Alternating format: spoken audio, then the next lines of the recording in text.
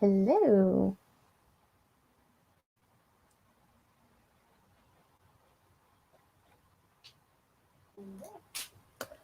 Hi guys. Day 2 of the STEM Education Professional Development. So today is going to be talking about the first class packs, even with remote learning. We're going to talk a little bit about what educators should know, should keep in mind when doing FIRST or STEM education. And then we're having a guest speaker at 3 today, Dave, who is a partner in FIRST for West Florida. So it's definitely, if you're interested in the FIRST Lego League, younger kids, she has all the information you could ever need.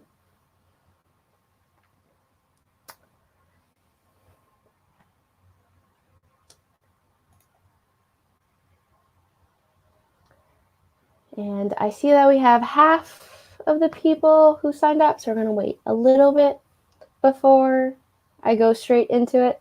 But I hope everyone's doing well. Good afternoon. Yep. So we do have a small change on Friday. We have another guest speaker who will be coming in, and I will be giving the new schedule out with tomorrow's email.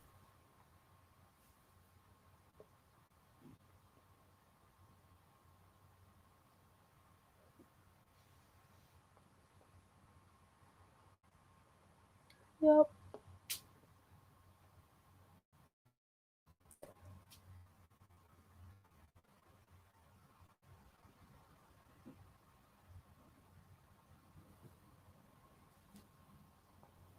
And today we're actually going to get into like some of the real details of the class packs, like exactly what you get, how many kids it helps.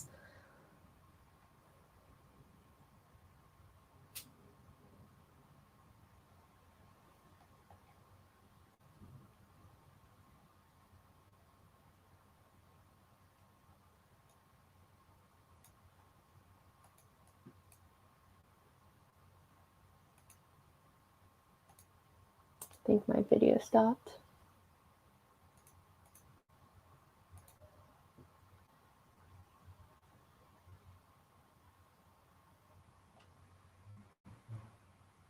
Did that fix it? Yes. Awesome.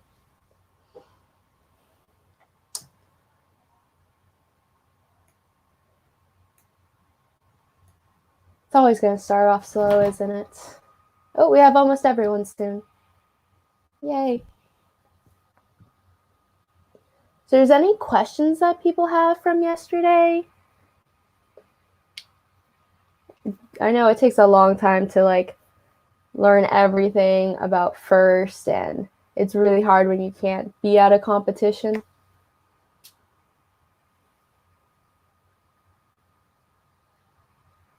So hopefully there could be at least remote or virtual competitions. That way I could share it with you guys and you'd be able to see what these kids actually do.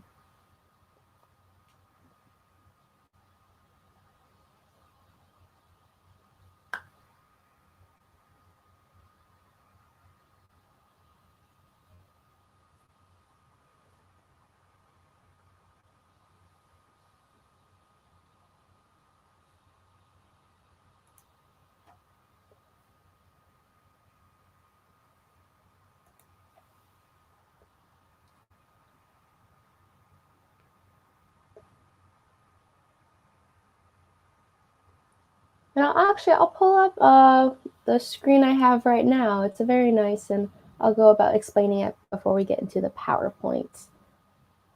There we go. So here we have it's a nice educational flyer for FIRST.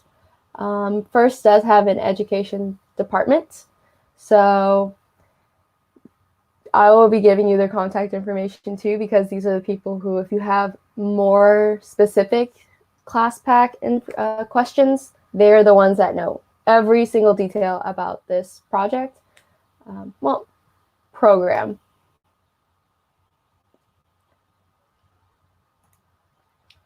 So, and it is first tried very hard to make sure that we are in line with as many of the educational standards as we possibly can be, because we want to be easily implemented into schools. And go ahead. Maybe I could just make that whole thing bigger.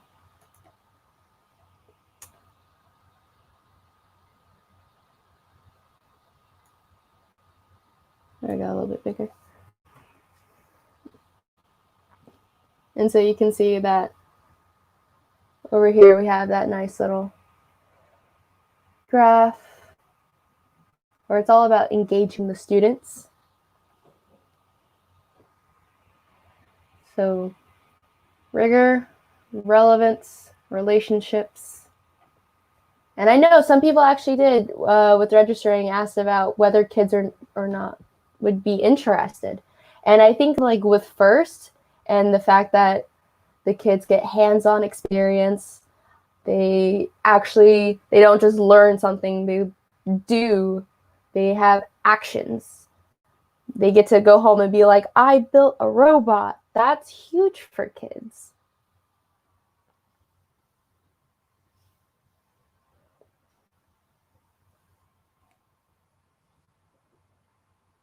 And then, like we talked about yesterday, students involved in FIRST, they realize how interesting STEM is and how they continue wanting to look into it and learn more about it.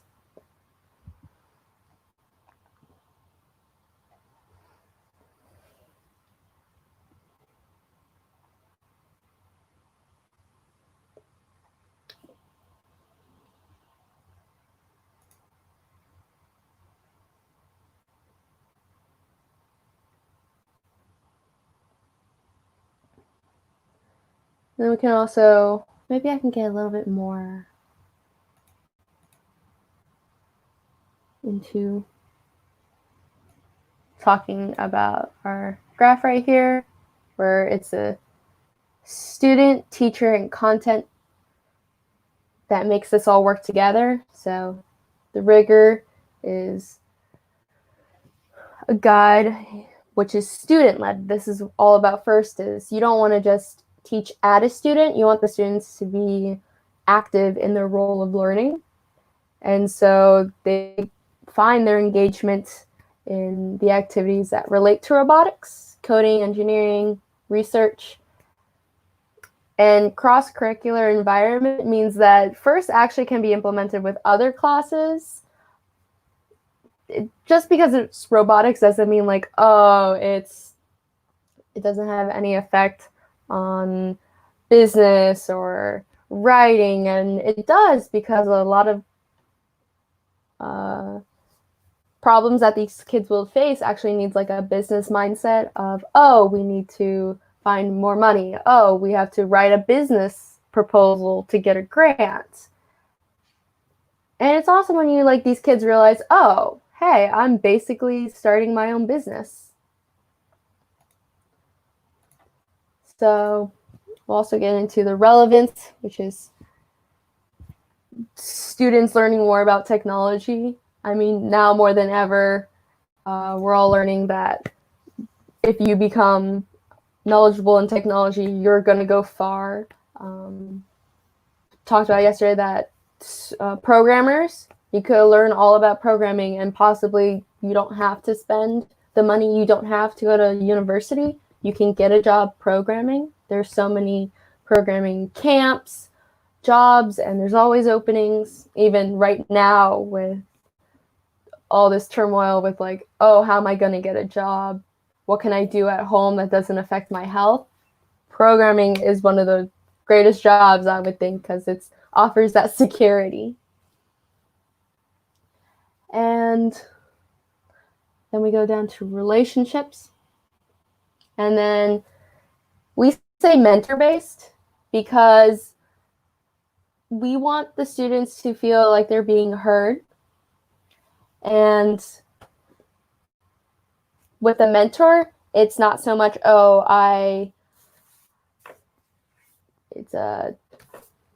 power dynamic or anything. It's like, oh, they're here to help me. When you say mentor, you think of someone who's really trying hard to just guide you.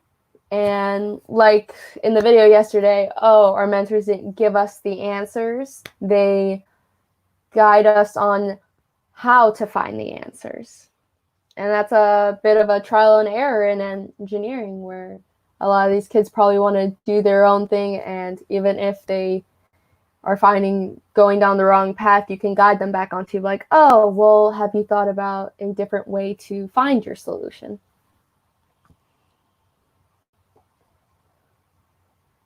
And we'll go back up to our project-based learning. And like we said, it's authentic learning opportunities through experiences. Kids, it's intellectually challenging. There's collaboration. There's a public product. I will have to say, when I was a student, we used to take our robot to actual like state fairs or like town festivals and do outreach there and fundraise. And so that's where the students learned how to public speak, how to explain their robot, how to explain like their process of getting there.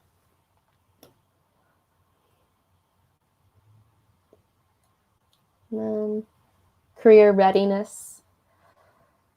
Yeah, 83% of students felt more confident in leadership roles because they had the experience of FIRST, where you have to be a leader. You can't just glide by. You have to know what you're talking about. You have to know how to build a robot, because if you don't, it's obvious. And even the kids can see like, oh, I can't just kind of get by in robotics. It's one of those educations that it's just like you have to know it and that you're excited to learn about it. And then this one's just about the more than robots. So I think everyone is here, and I can move on to getting our PowerPoint up where we're talking about class packs. I'm going to pull that up.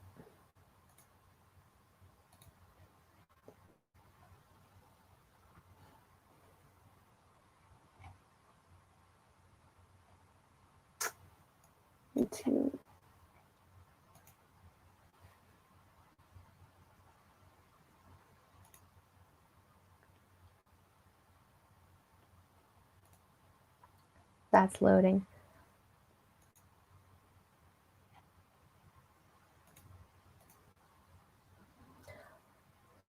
So like I said, we're going to talk about like what you actually get in a class pack. There we go. So choose FIRST for your students. It's very nice. Okay, so probably remember this slide. A little reminder, FIRST is a robotics community. It's a huge network of people all inspiring youth about becoming science and technology leaders and innovators.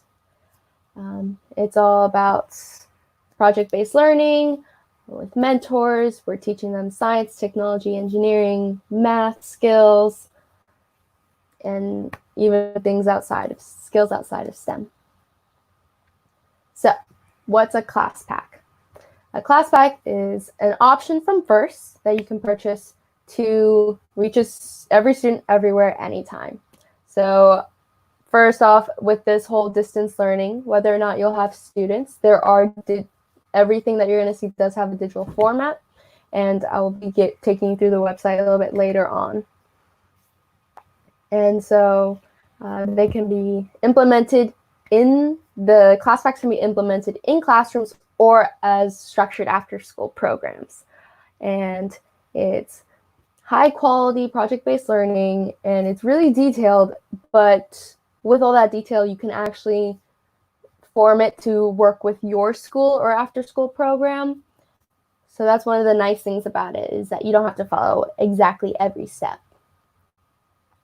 So, what is a class pack? It is available for First Lego League and First Tech Challenge, so through elementary, middle school, and high school. These are kits with robotics parts, engineering notebooks, student teacher notebooks or teacher guides, and so you have this whole pack that you can take to your school after school program that lets you easily run a STEM workshop, class, activities that teach the kids STEM skills and keeps them interested. So, information up on the screen. First Lego League. So this is a little bit of the timeline. This started all the way in 2016. So you can imagine like how much they've learned and how much they've added to this class pack to make it wonderful. In last year, in 2019 to 2020, there was over 1,000 class packs sold. Over 300 First Tech Challenge education robots, and it impacted over 66,000 students. And you can see our goals for next year is to reach almost 2,000. So they're not bundles of competitive first teams. That's one thing. These are separate from the actual competition. They do have an add-on for like First Tech Challenge that you can add a competition kit. So you can then don't have to worry about like, oh, I don't want to do the competition part. We don't take the kids off of campus or anything. That's okay. You don't have to worry about competition. This is just for class purposes. And yeah, and these don't include registration payments for events. And also they're not the same for the retired Lego programs because they do the seasons change every year. So there's the class packs, but you can reuse the packs, as we'll see a little bit. So Thinkscape, this is what's great for the distance learning. So they have their website with all the courses on it. You can see here the Discovery for the really young kids, 4 years old, Explore and Challenge for elementary, middle school. And you can see there's a class pack resources and then team resources. So for both, there's if you want just the class, it's online, all the resources. There's digital versions of the team notebooks and the teacher's guides. And that's actually great because then you can like print off for multiple students.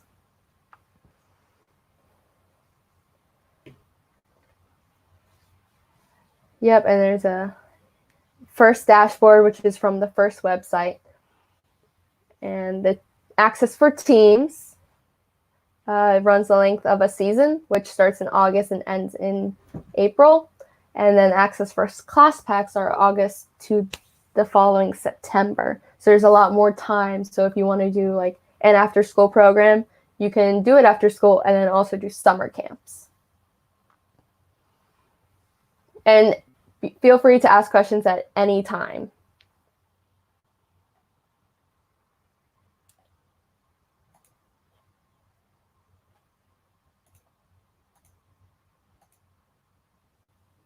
The camera went frozen again. That's good. Okay, so team class packs and class pack comparison. So for a team, it's about, this is the high school version, First Tech Challenge.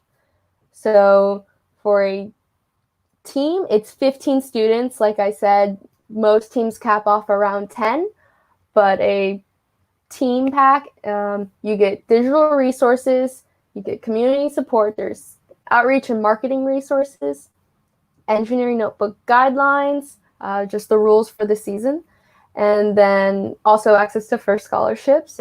That's one of the biggest selling points for the First Tech Challenge is those scholarships.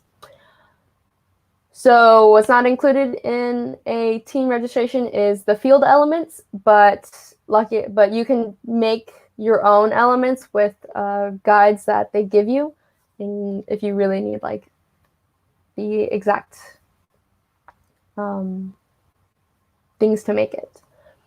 And then the competition kit, because this is what's here is the registration, and team registration is around $300.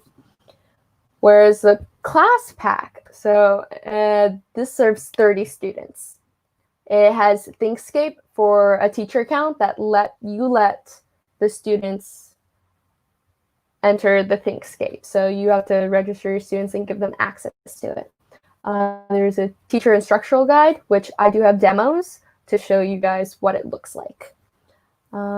There's community events and mini game guides. So if you say you wanted to show off what the students learned in an after-school event or event to show parents, they have a guide to help that work, along with a mini game instead of like the full size of a First Tech Challenge event.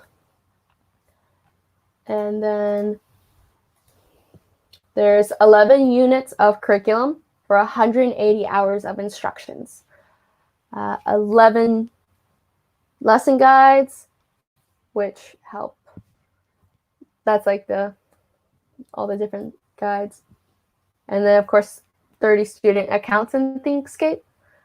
And this can actually be for if you wanted to do one semester with one class of students and then just switch the accounts for the second semester with a different class or a different different students. So you can reach up to like 60 students with one class pack if you're just thinking of doing it after school. And then one class pack mini game. What's not included is a robotic kit or electronic devices for programming, such as laptops. They don't include that. And then they don't give you event eligibility. And then that is around $700. And that's for this, that is the actual price for what's next season is going to be. And then we have the actual education, the Rev Robotics Kit. So this is like an add-on what you need to actually give the students the robotic kits. And so this is the control hub, the phones, all the wiring you need, sensors, webcams, gamepad. You can see all this. This you can make a robot. You can make so many different robots. You don't have to cut anything up. There's so many different ways to create a robot, to create arms. There's over 200 pieces of metal and plastic pieces, rechargeable battery pack and charger, which is fantastic. And then motors, servos, you do get a storage bin, and hardwares and tools. So this is everything you need to give students the ability to make a robot.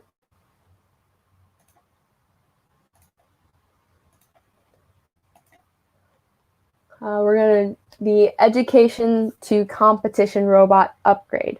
So if you just wanted the school packs and you wanted to upgrade for an actual robotics competition, which the way the FTC class packs work is that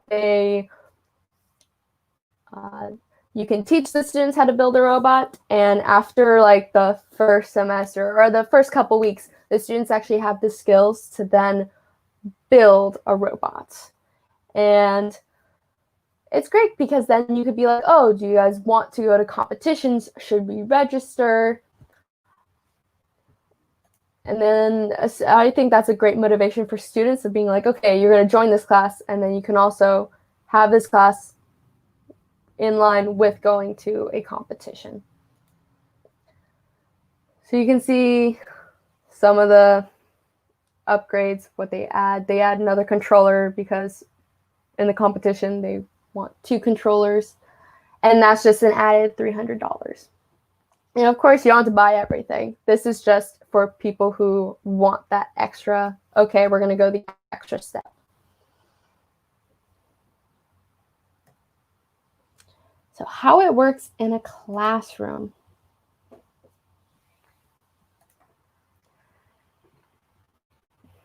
So the students discover academic and technical skills needed for building the robot. And of course, there's a digital learning. That's the big point. How are we going to do this with COVID? It's online. They have videos, documentation. It's great. And then the students practice problem solving and perseverance, trial and error. None of these kids are going to get it right. It's mostly going to be can we get these kids to keep working on it and not give up? And then with those two becomes, you can do presentations, mini class games. You could possibly have the students each build a robot. Maybe you can get other materials, and that way you can have students compete against each other.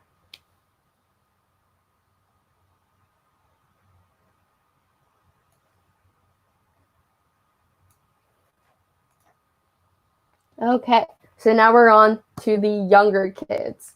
So discover, explore, challenge.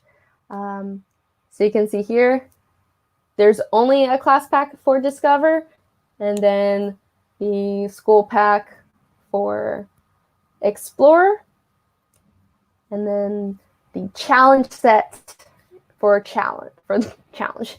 So the interesting thing with these three different sections, programs are, so the Discover really is the class pack. It's for the really young kids. It gets them interested in STEM, but it doesn't, there's no real competition to it.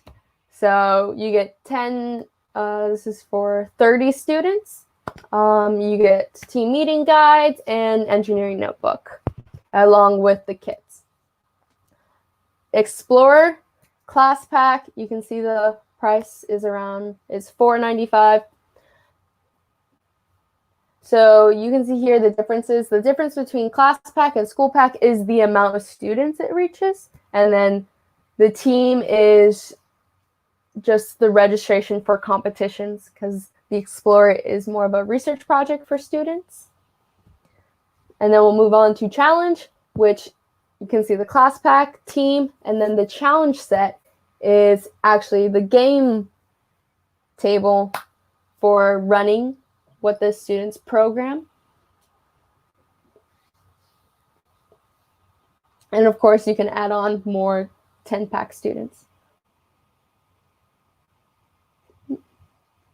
I saw a question.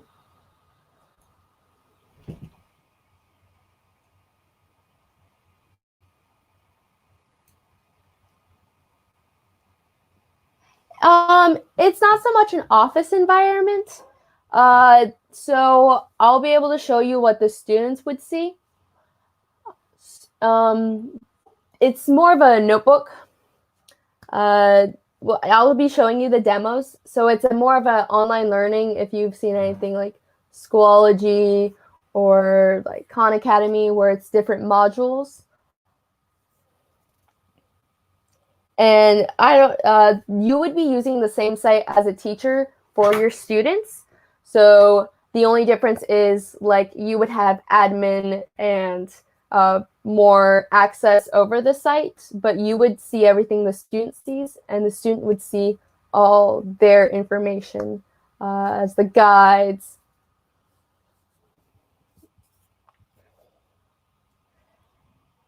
Okay.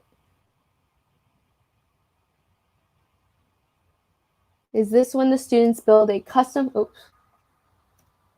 So is this when the students build a custom robot based on the design challenge, or the students given blueprints, instructions for putting the robot together, or both?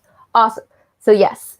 So that is for the team. So the difference between class and team is the team has a season. The class packs are in line, have the same theme. There we go. That's the word. The class packs have the same theme as the challenge. I'm gonna go like this. Here we go. Hi. So the challenge, the competition, and the class packs both have the same theme. The difference is like the registration and going to events. The class packs give the students like little things to build. Like, yes, there's blueprints of like how to build an arm, how to build a robot, but they're focused on, yes, we would give you blueprints, but we also want you to come up with something yourself. You'll see in a little bit that they want the kids to be critical thinkers. How would you put these two gears together so that the robot would move forward? Now, if you switch the two gears, what's going to happen? Backwards. Or go slower, or like vary other things. So it's both. There's blueprints and there's a design challenge that the kids can come up with something themselves. And that's probably the best way for kids to learn, is that, okay, we'll give you some basics on how to build a robot, but they can take those basics and mix and match. They want a robot with an arm, 2 arms. They want a robot with clamps. Using that, they are given blueprints, but they can design it however they want.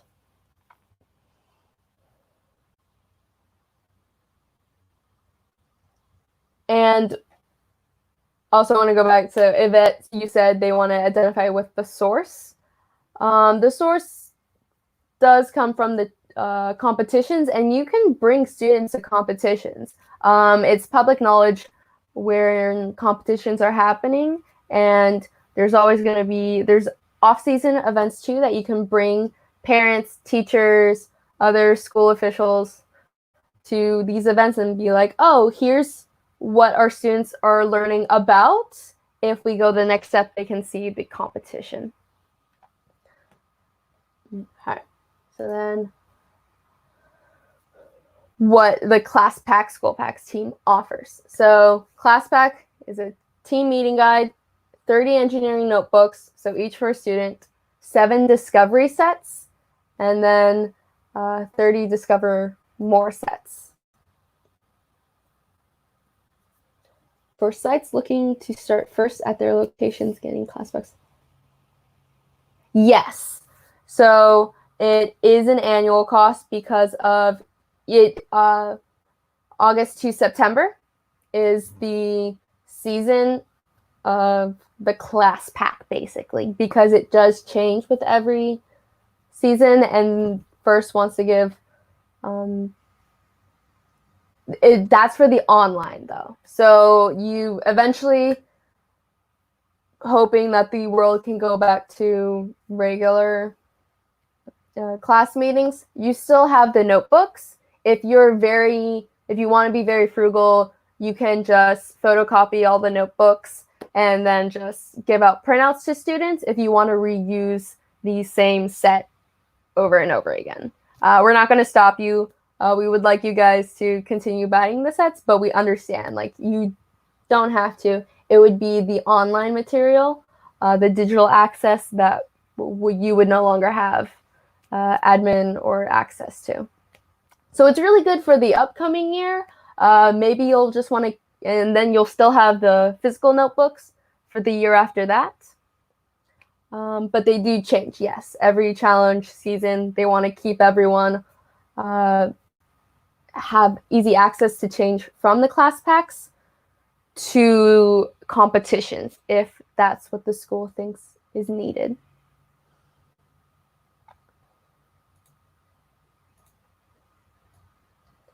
And then I'll bring this up bigger. So meeting guides, and then the FIRST Explorer, you can see a difference between the class packs and the school packs is just the amounts. 144 engineering notebooks. You got multiple classes, 18 Explorer sets. So this is for when you want multiple teachers, or there's a lot of different programs and you just want to really get through it or let people take it home. And And then for First Lego League Challenge, they don't have a school pack just because I do not know. But this is more of the programming with the robot challenge. This offers a little bit more challenge to students. So you can see it's around 30 students a class pack. 2 challenge sets, so that's 2 whole robots. So that's when you would like split the class up. Everyone can have a chance to program the robot. There's a lot of times I've had workshops with students and teaching them robotics, and I would have 1 or 2 robots for like 8 students. And so that's when I would like, okay, everyone's going to program or work on their design, and then we'll each take a turn with the robot in either a predetermined lineup or whoever finished first. I don't recommend that because then you'll get one kid who has 1 wheel as his first design. But even though there's only 2 sets, you can still have all the students be able to build and program a robot. And then the team, you get 2 engineering notebooks. So see the differences. And so Lego Education Solutions. You can see here, these are the kits that you would be getting. So maybe I can,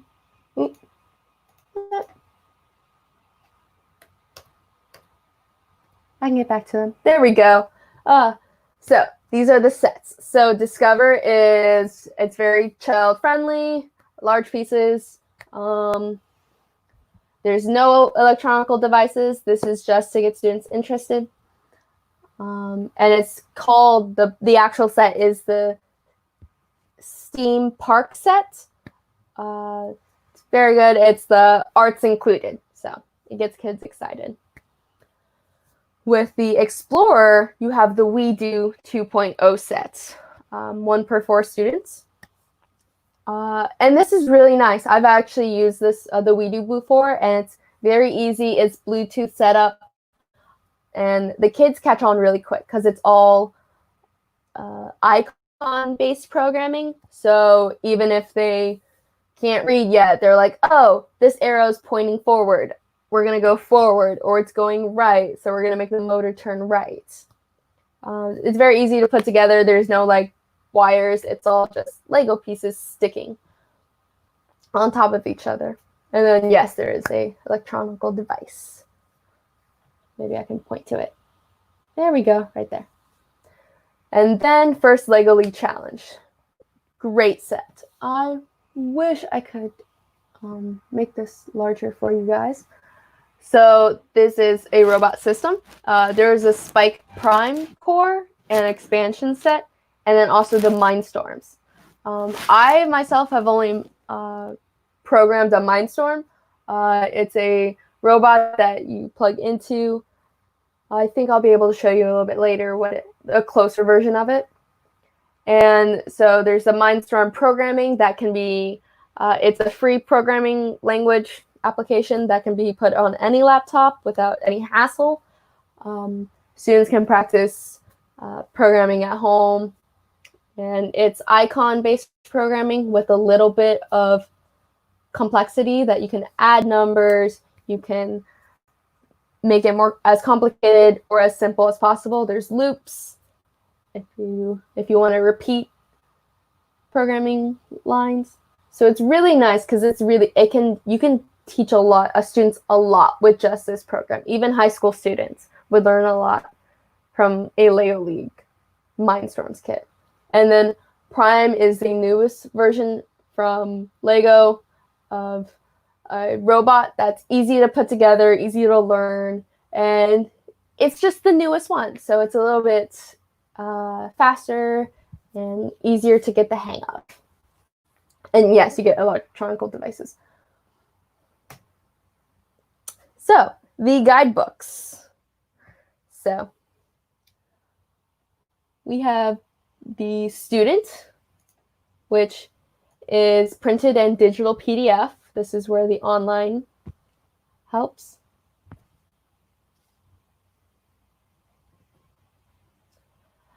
And then the robot game rulebook for the challenge. Coach, teacher, team meeting guide. This is going to be a very nice, okay, I'm going to how to run a meeting, what that meeting's focus is on. And then we're going to the teacher, just the teacher, class pack, and tournament guide.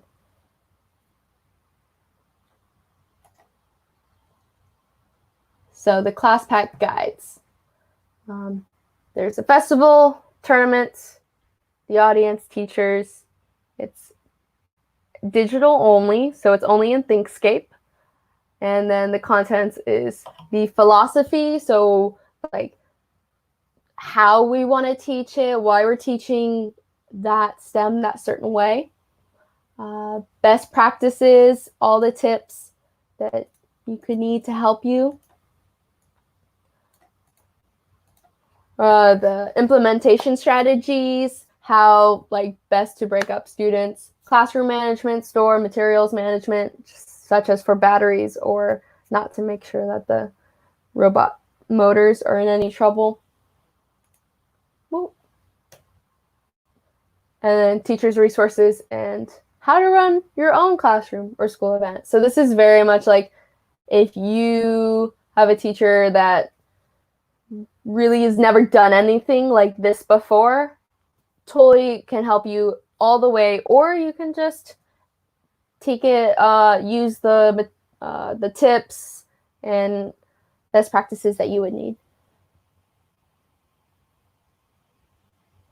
Yes, so the new Mindstorm robots is the Prime kit, and how long until EV3s are no longer an option? I would say at least 3 years because it's so new, maybe like close to 4 because technology does move very fast. And of course, they would always go for the newest thing that comes out because that would last the longest. But for EV3s, you can still use like version 1 and it would still work for these for this class pack, for if you have a bunch left over from past years, you can still use the older versions. It's just the newer versions are easier to use. Or not so much easier, just like the newest thing to use. I really think that you can still use the versions even with the new technology coming in. So I don't think that they're no longer an option, but I mean, the newest one's always nicer. That's basically it. I still have an old yellow Lego brick when the Mindstorm programming came on a CD. So I haven't used it in forever, but like I still had it. So they are never obsolete. They just aren't the new trend. So I wouldn't worry too much of how long it's going to last. It's more of which version do you think would be better? Because the wheels on the Prime kit, I like them better just because they're thinner and it's lightweight, and they wouldn't do well with like going outside, but they work great on the table or on a like flat floor. So it's just more of what you're interested in. With the WeDo kits, there's only 1 complete robot per kit or 2. That is, I will pull that up, what that looks like. I believe it's 1.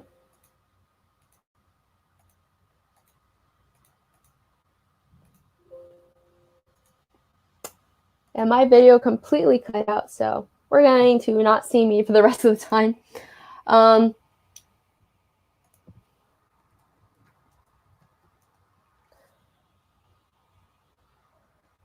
Here, we'll move on.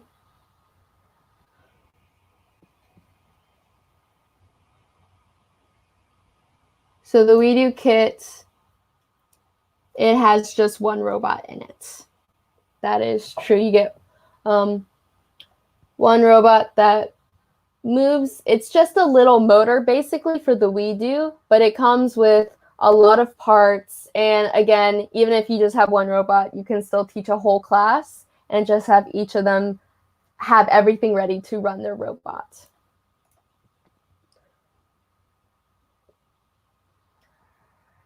So the Thinkscape, what you get in the online certificates, which is really nice to hand out to students. You can see with Explore and Challenge, they have the tournament and festival guides. And yeah, there's just extra resources when you have the digital landscape. And right now, with the distance learning, it's a great resource to have the kids go to this website. So now we're getting to if you want to purchase a class pack or school pack. It opened May 5th.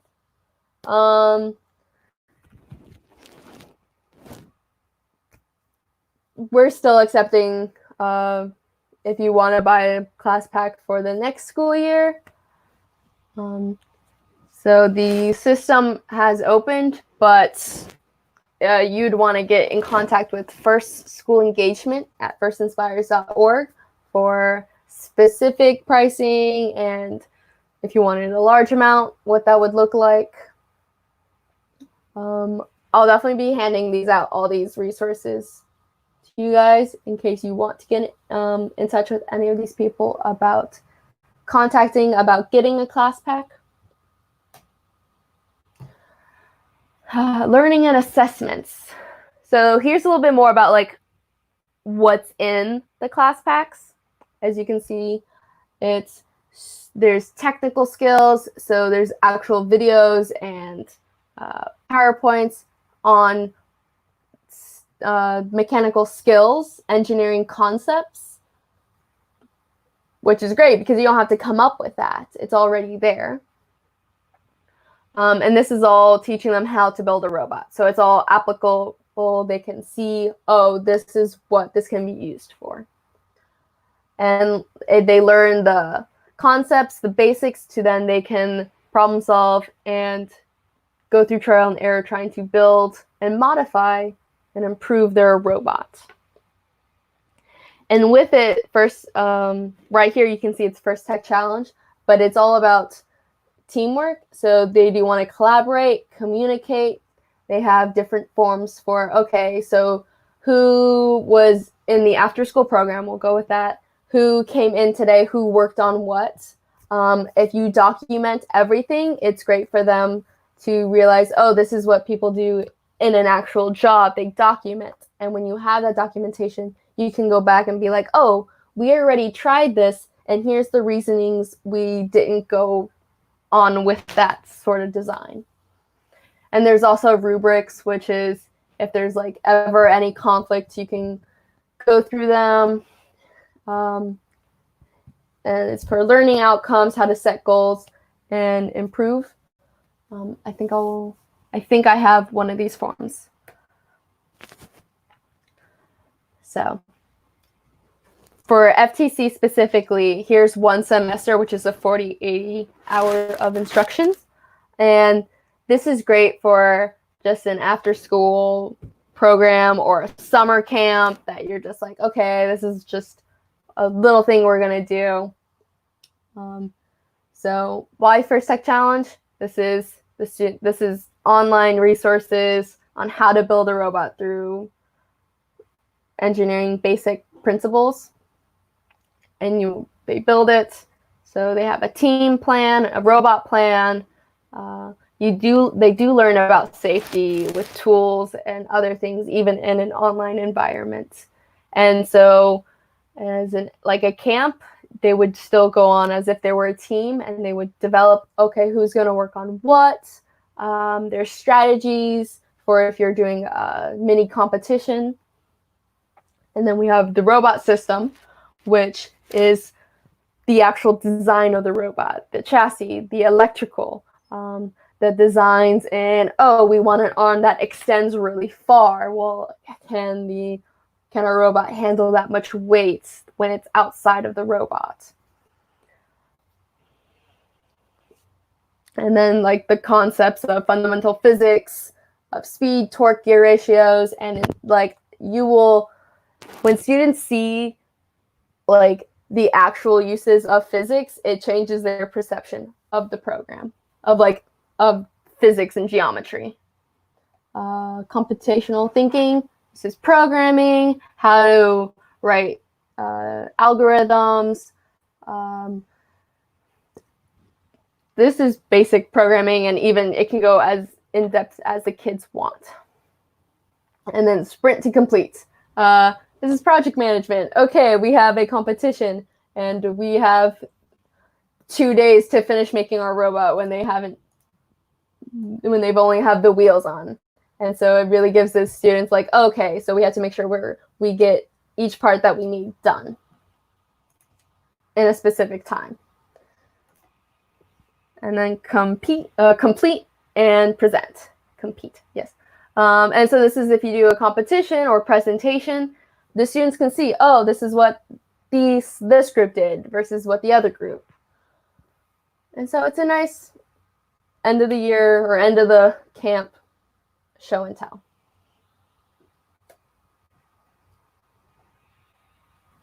And we're at 150. I will explain the semester 2, and there's still some more to go on with talking about the first LEGO League and the demos. We'll continue that after a small break, but I'll just finish semester 2 out.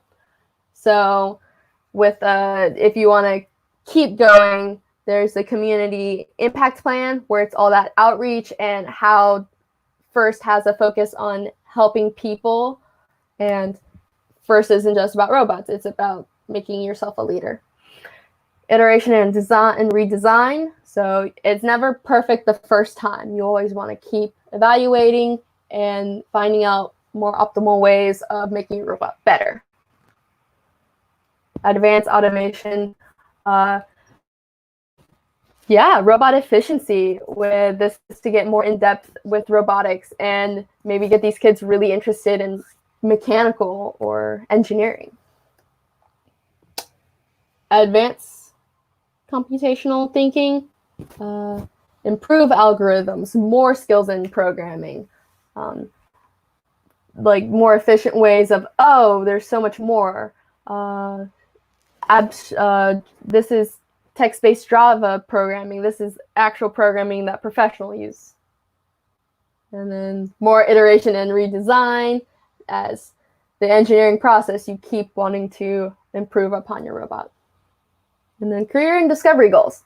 So FIRST is partnered with a lot of different companies, and they can see the skills that they learned and how many companies hire people with the same skills. Okay, so we're going to take a small break and come back at 2. I'm going to get water and fix my camera. And so I will be back shortly.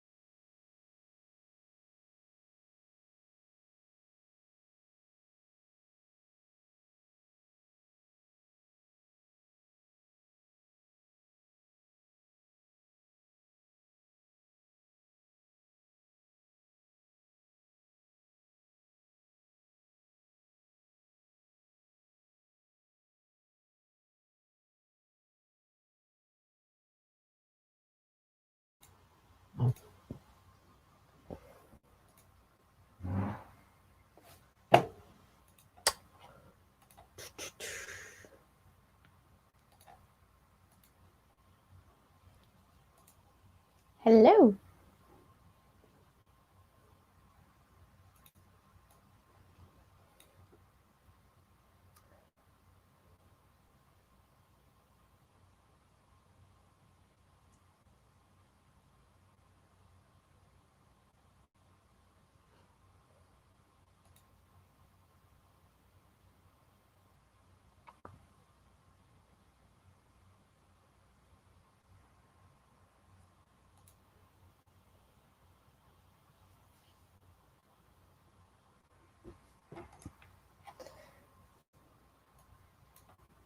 Okay, we're gonna come back. Where's my screen?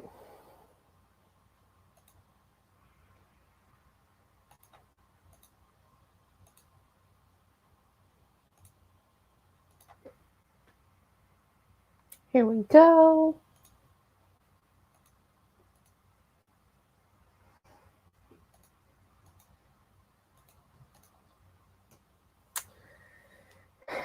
So okay, and guys, keep asking questions if you want me to expand on something. Okay, yeah, so semester 2, all of this can be online coursework. So the events, so the mini game, there's judging, the presentations. So for FTC in semester 1, the high school version, so the mini game scrimmage. So there's a manual, there's a rule book. It's very much a scrimmage style of a competition of what a actual First Tech Challenge competition is like. So it's very much, okay, this is like a small portion of what people will be getting if they were actually at a competition.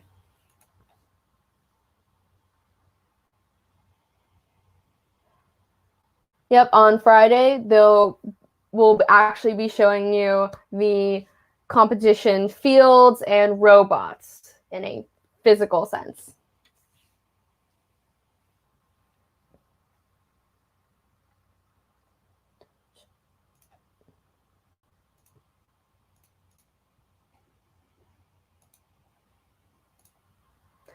So then see what is actual scrimmage style competition, and then technical judging. So this is a big part of the FIRST robotics organization, is that yes, you build a robot, but you have to explain to a panel of judges your design, why you went with that design, why you think that design is a award-winning or competition-winning robot. With at actual competition, judges are usually professional engineers.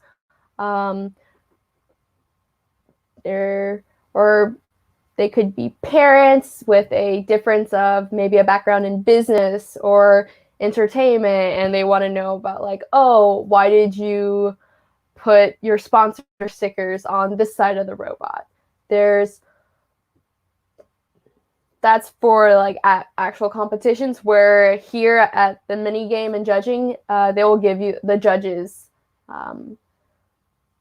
certain things to look for in defending their engineering design.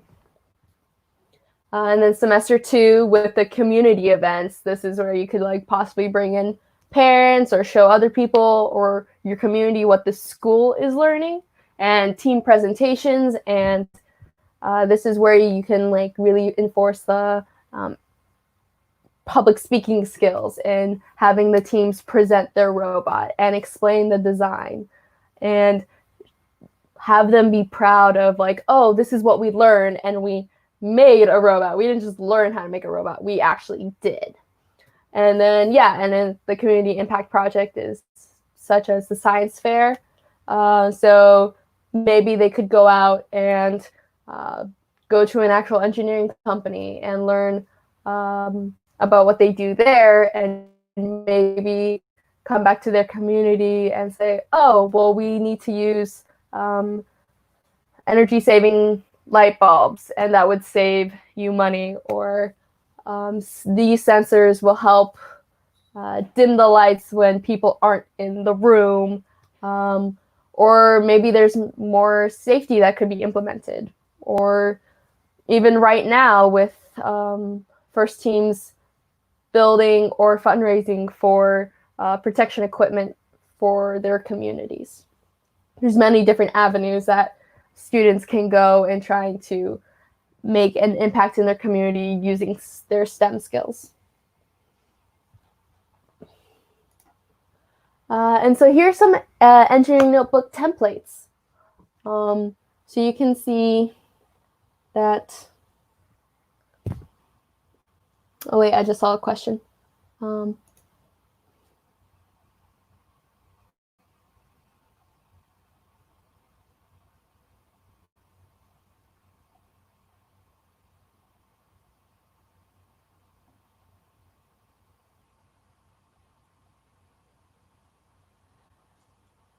I'm sorry, I'm reading your questions. There are Lego pieces in the kit compatible with Legos. Yes. The Lego company is the company building these kits. So yeah, you can definitely bring in other Lego kits to help students add to their design. Maybe they want to make a house that moves. So it definitely is, it's all the same pieces. The Lego robotics kits just have motors and wires that let you connect and be able to program the kit.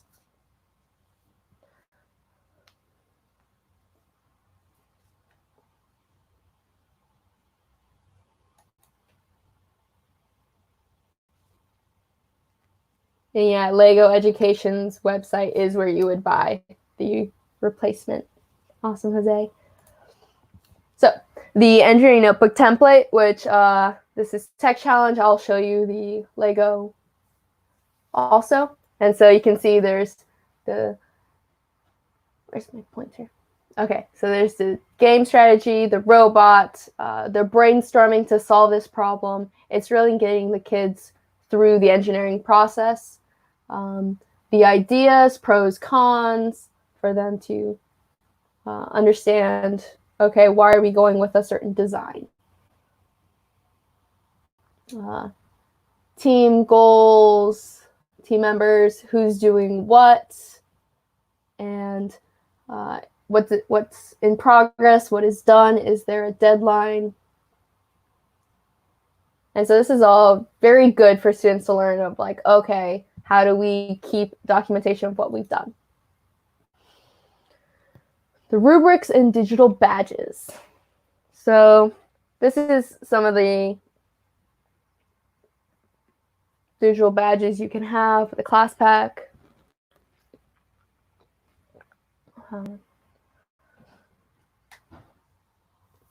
So I don't think you are able to read what's on here, but you can see this is kind of like guidelines for, did they identify the engineering or business problems? Did they exceed it, meet it? Does it need improvement? And what was accomplished, what needs to be developed in probably their core values to career skills, such as like someone who's really shy about doing a public talk about their robot. What could they possibly work on and improve to help them gain that skill? And also like their technical skills of electrical systems and designs. And there's also, does it meet the needs? Does it need improvement? Does it exceed what you thought that they would be able to do? It's nice to have these kids and let them think about what, like, oh, what did we do well? What do we need to work on? And then teacher support material. what you guys would be looking at. And so it takes you through each module, what the role is of a teacher, managing productivity struggles, as all kids have. And yeah, these are also in the Thinkscape. And then you can see the units and what the teacher has to help them. So you don't have to understand how frames and chassis work. You can help the kids go through the lesson, and maybe they'll be a little confused on the wording or how does this physical aspect work. But these are implemented, these units are made so that the student would learn it, so you don't have to be a professional engineer to be able to teach this.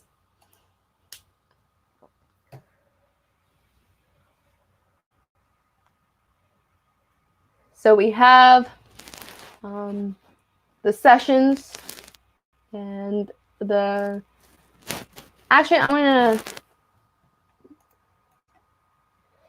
go through here real quick. So here's Playmakers. So this is the Discovery, the small version where it's just the kids trying to get them interested. And so you can see like the lesson has a small little like, oh, what are we going to work on today? There's drawing space. They really want to do the whole collaboration at a young age. So can we help each other with our designs? The team meeting guide, which is going to help with early STEM and playful learning. So they really want to give you like a guide and the philosophies of these young kids and like how they learn and how we can like make this really fun and still get them thinking about STEM skills for their age level. And then also challenge story. Hey, let's work on making, we're trying to get points or get to a high object. How would you do it? And make them come up with their own ideas to solve that challenge. And even at these young kids, they can still prepare for an event, for like a research or to explain what they worked on. And then session, let's get playing. So the different tasks that they would have to do, I don't know if you can see, but these are like 20 to 30 minutes each task. So kids who take a long time, they could just do one. If you got kids that move really fast, you can get them all the way through task 3 if they really want to keep busy. And then they have appendix, 6 bricks activities. So working with Legos and their kits on how to build. And then reviewing questions. It's all about, yeah, you taught these kids to think in a critical sense. Okay, let's reinforce it. And so this is more of when I go back to the session layout. So you have your different sessions. So task 1, task 2, task 3 for each different session. And you can see there's up to 10 sessions that lead into the challenge, the special challenge celebration. And each session you go through introductions, how to build something, a climbing build, using ramps. And then task 3 is engineering. Get through the notebook, share your solutions, get that collaboration. And you can just see like each way they work a session to where it ends with a special fun event for them.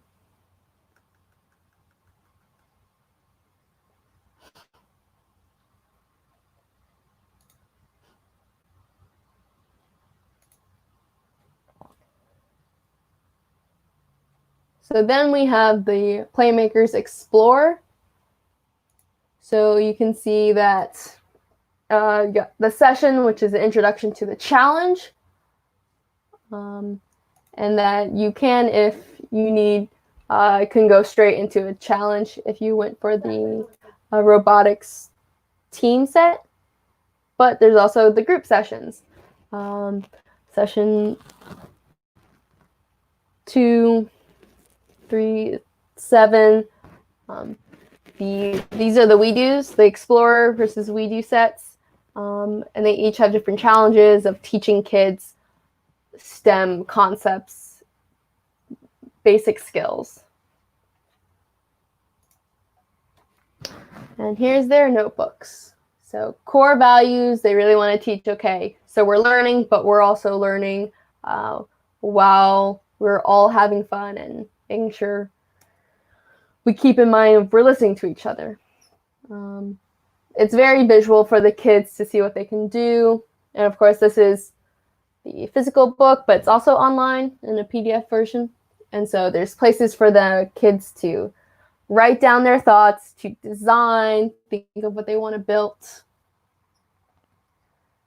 And you want to really have team sessions where they're all going to come together and try to think of a solution and maybe help each other.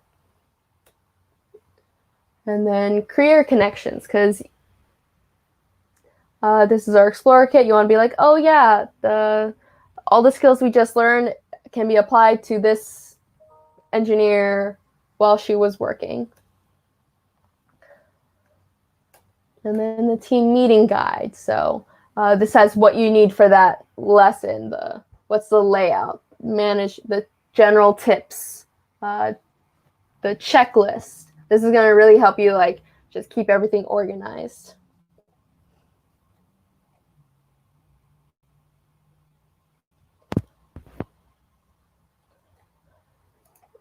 The actual sessions with what you can see the page that the kids are going to see, and then how you can help them with a little bit more information in your team meeting guide.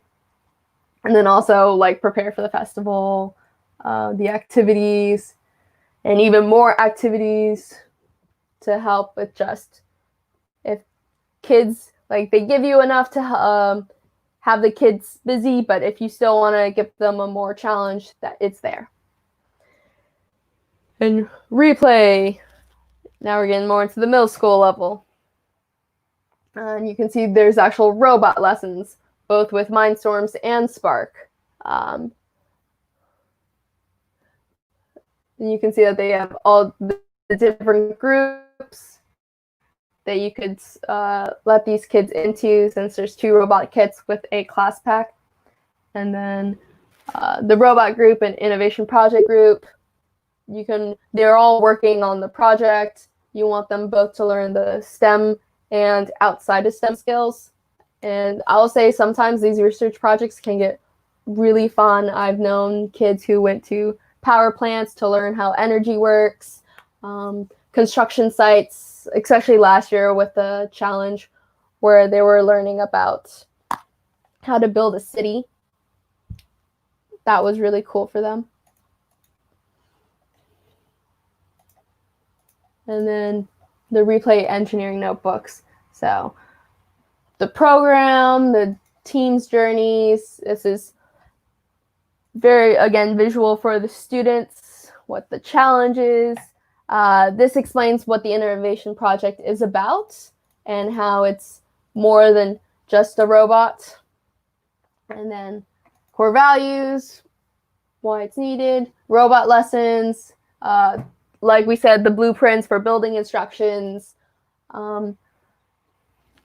the project sparks, the different challenges that they have to overcome with the robot game, and the robot missions. So your mission title, what you have to do, and the points you get for it.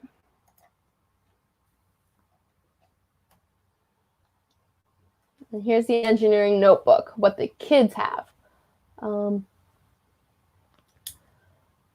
There's a how to follow the engineering groups 1 and 2 and teams. There's the robot versus projects, so they want to work on both, not just the STEM skills. Pseudocode, so they are learning how to code, but it's not so much text-based. So it's the icon. So, okay, we're going to walk through, okay, we want a robot to go this many inches forward, turn, very simple programming, what you want your robot to do before you even program it. Your research and project development. This is great for kids. This is like what you do before you learn how to write a research project. They don't have to write a 5-page essay. They just, they really learn about the challenge that's presented to them.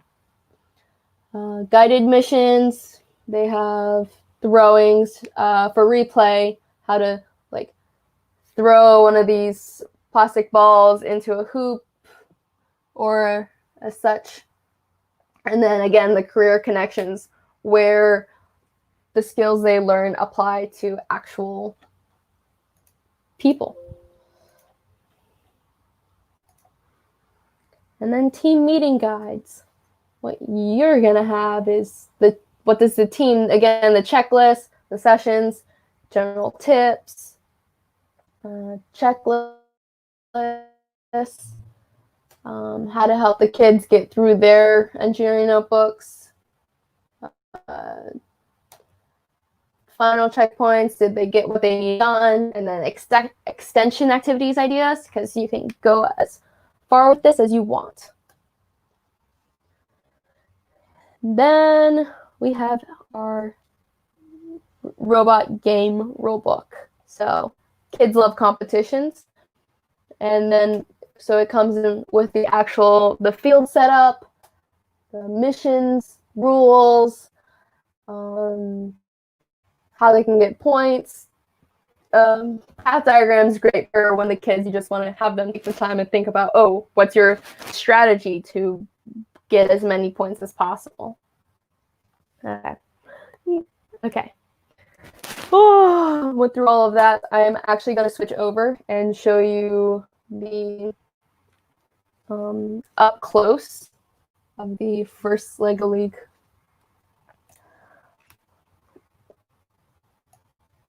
Engineering of the demo versions, because I feel like you guys should really see what you're getting or what it's about.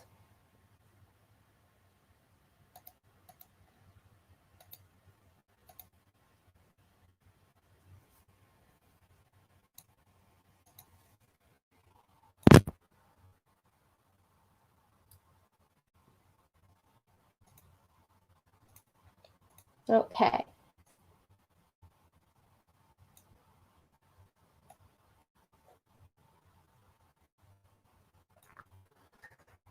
Here's the demo version. So I'm going to bring you into what you're actually getting. So this is there. It's all color-coded to make your life easier. I'll exit out like a little bit. The team journey, kids, and showing that this is actually doable and this is what other people have done.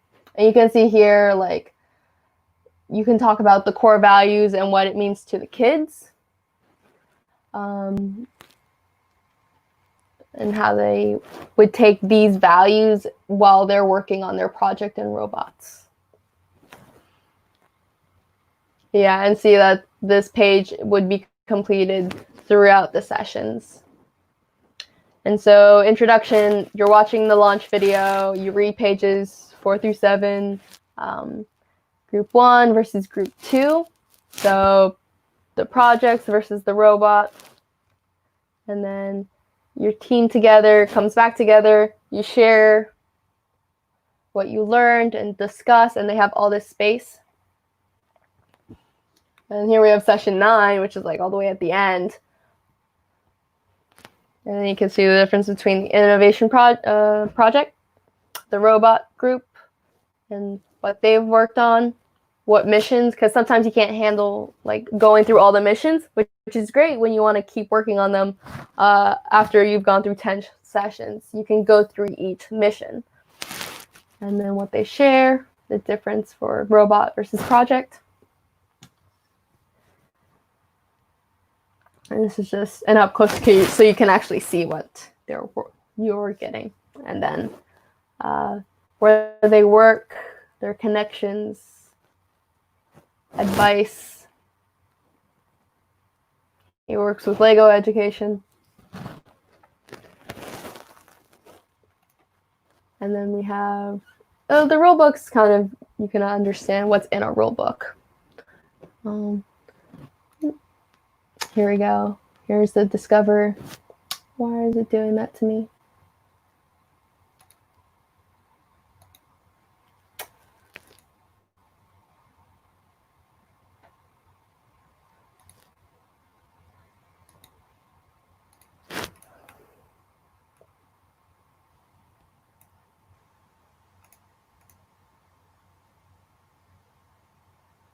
Okay, well, I'm sure you get like what they've been working on. That was not supposed to come up.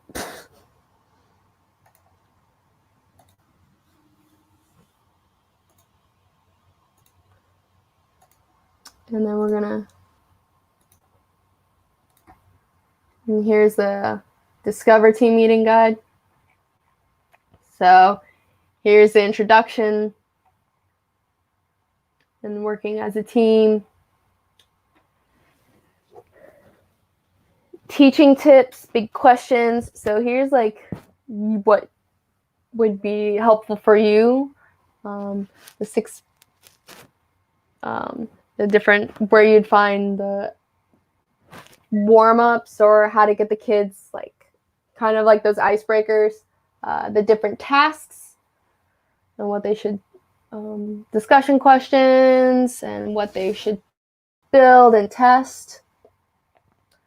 Lots of illustrations, vocabulary tips, outcomes, what you should look for as an outcome. And here's that early STEM and playful learning and what the philosophy behind it for FIRST. The event preparation.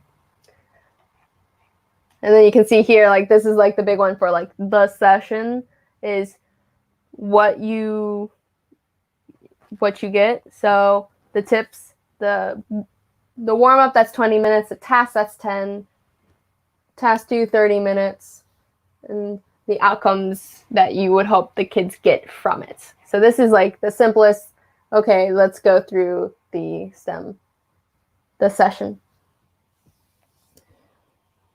Okay. And then we're going to go back to the class packs, because first, in understanding that people want to have these class packs, they also want to learn about the professional development that they offer. You can see the tentative plan, because these probably won't be happening at this point in time, but you never know what could happen by October, which is the Legoland Florida professional development. If you really want to have like the in-depth how to run these sessions, more than like the tips I can give you, these are the people who came up with these class packs would teach you exactly how they are best used in a classroom or after school setting. And you can see that Discover 6 and it can go up to 14 hours.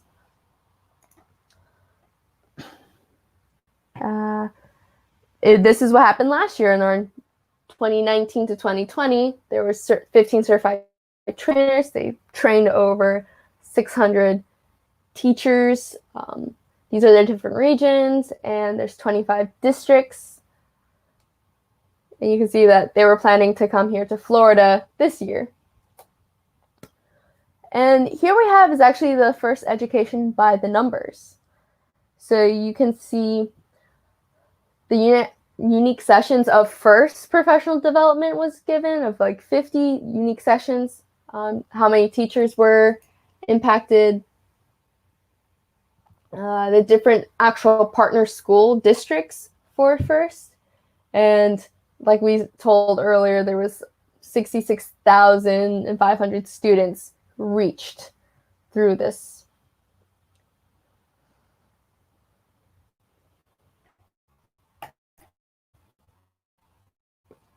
And then FIRST education. We did talk about FIRST at Home yesterday, which is There's always new content coming out. I don't think I mentioned that every week a new activity is given, is put on the First at Home. So every activity, they're like week 7 now, I want to say, of different activities that you can do with kids to teach them STEM skills, keep them interested. You can see they go up to 12 weeks. And then, of course, the different resources from partners and friends. And then they also have First Education. They do have an archived on the educator's webpage of a Schoology. They're updated the standards alignments, and this is after First at Home. Hopefully we'll be able to retire it, and this is, if you wanted to go back to that resources, that's where you would find them on the First Education website. And I can actually bring you to it.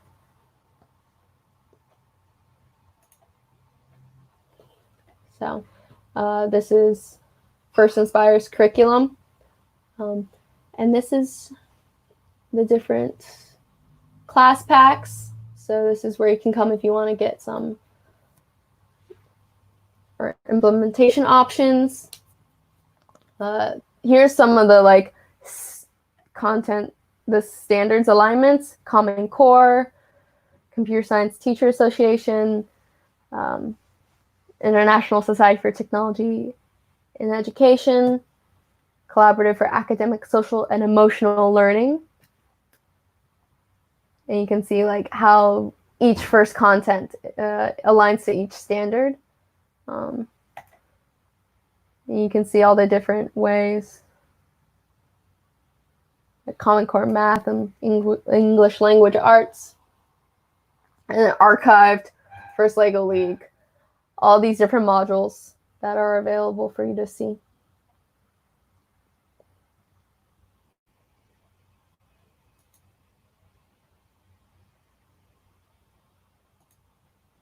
Okay.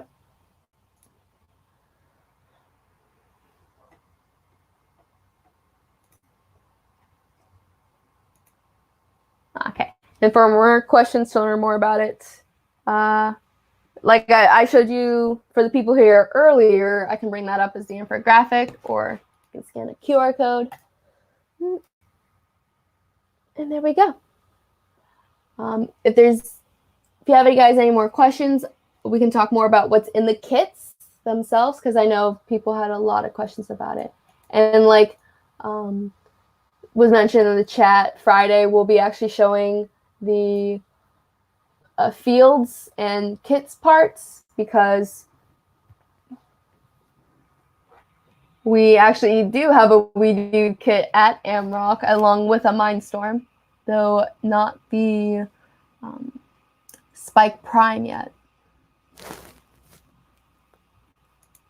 And like we said, one kit of these can be effective for multiple students. So yeah, you get one robot with the Explorer kits, and it works well up to 40 students. 4 students. The equipment order is limited to 30. But again, you can run with multiple students with one robot if you are able to section into different groups and have them come at different times to practice with the robot.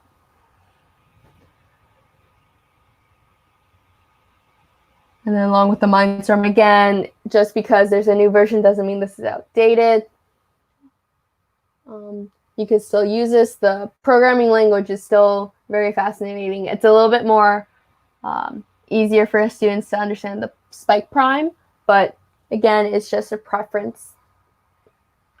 I don't think either are going to be outdated yet.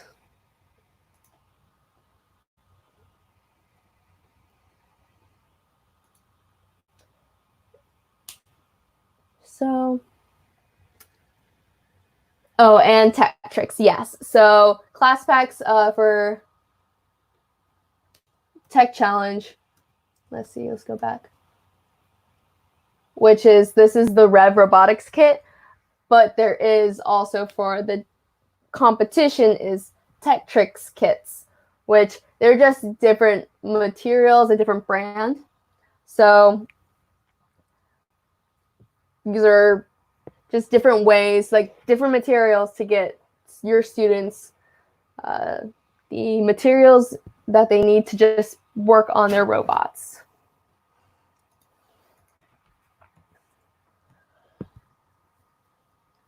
Let's see, trying to see if anyone's asking questions.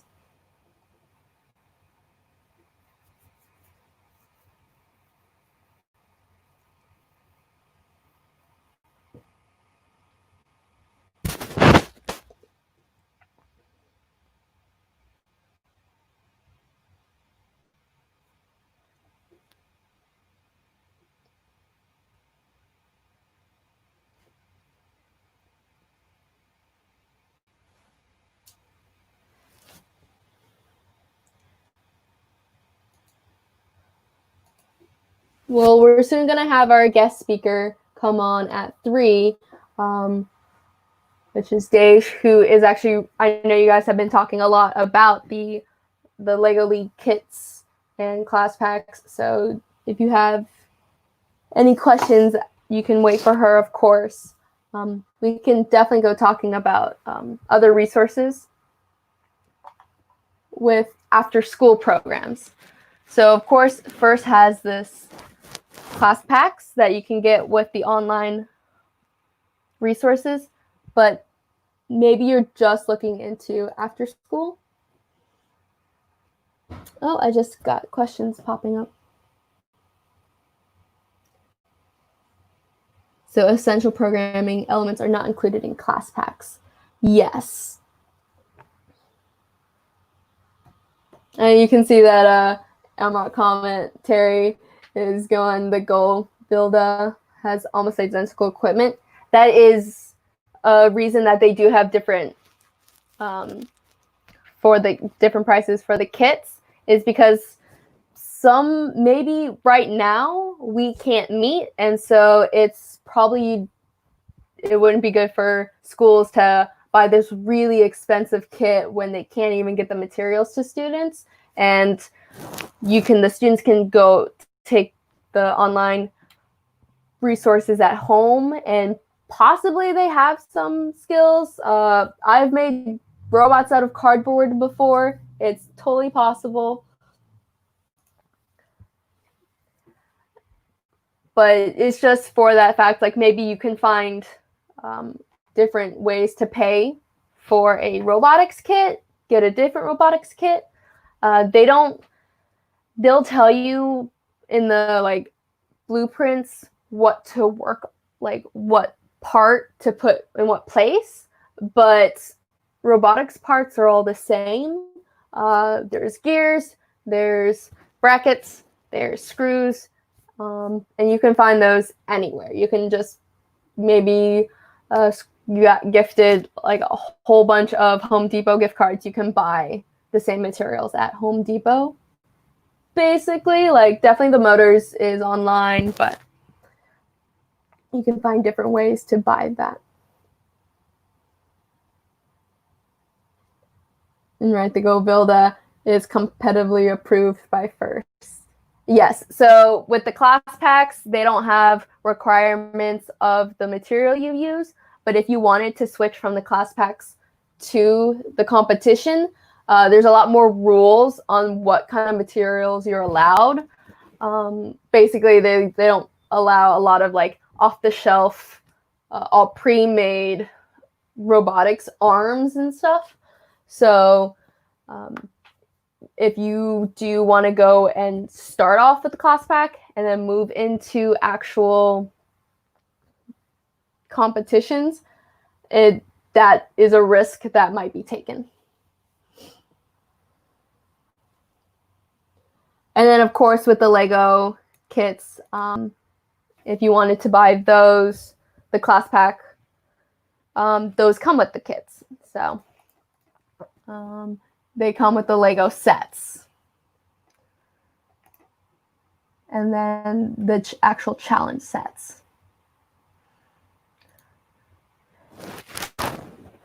And then with the robot system, you get a choice. The first Lego League challenge is the Mindstorm versus the Prime set.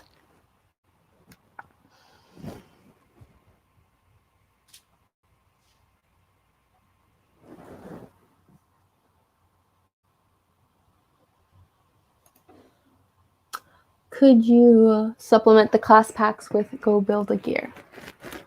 They aren't going to force you to buy the certain packs. Of course, they would highly suggest, because that is who we work with. But if you wanted to, I mean, we're not going to tell you like you have to pay extra.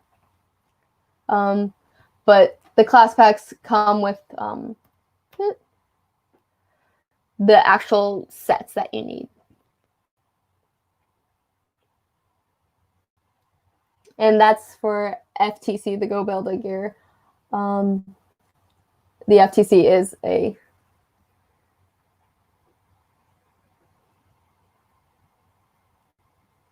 Rev Robotics.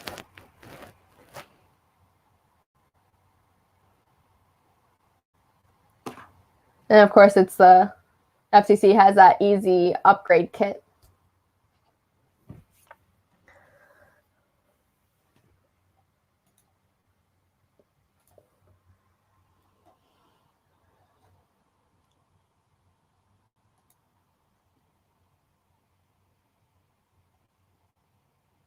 And I will say with the Rev kits, there's a lot of online resources made by other FIRST teams that can be used to implement in like after school or classrooms. Be like, oh, I've seen kids make like 2-degree arms with the same kits. So like you'll see that says competition robotics kit, but it's still, there's so many different ways to use these kits and to get these kids interested in learning not just like a competition, a driving robot, but I know kids are always like fascinated when I start talking about a robot that picks up a soda can and will just turn around and hand it to you.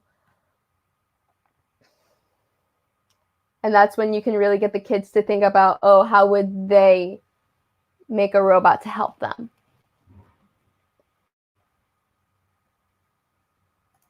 Let me get. And of course, with the Lego Leagues, and if you have your own Legos, with this whole distance learning, small Lego kits, many parents do have Legos. If they don't, it's easy to be able to disinfect them, luckily. So getting kids the parts that they need to build their design it's not that terribly difficult to be able to make that work. And again, a lot of this is the different pages of this class of the team guides can be printed. So again, you don't have to worry about maybe you don't have to worry about getting kids the exact book, since they can go online and possibly just take a piece of paper, a different piece of paper, and work on the designs.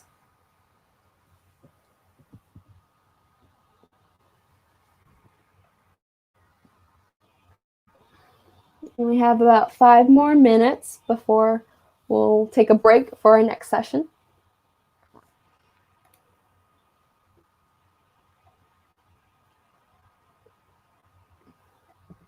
Well, actually, what was that resource guide earlier?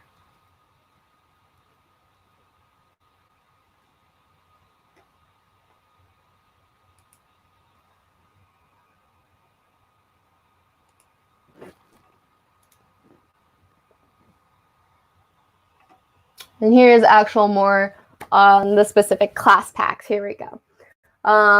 Definitely for the specific grade levels. And you can see here the discovery, what the kids will learn, the We Do set here. Definitely advanced programming and wiring.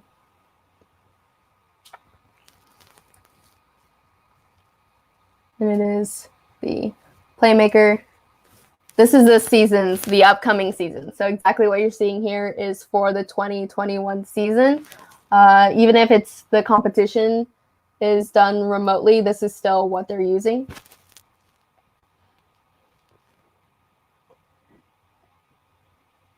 and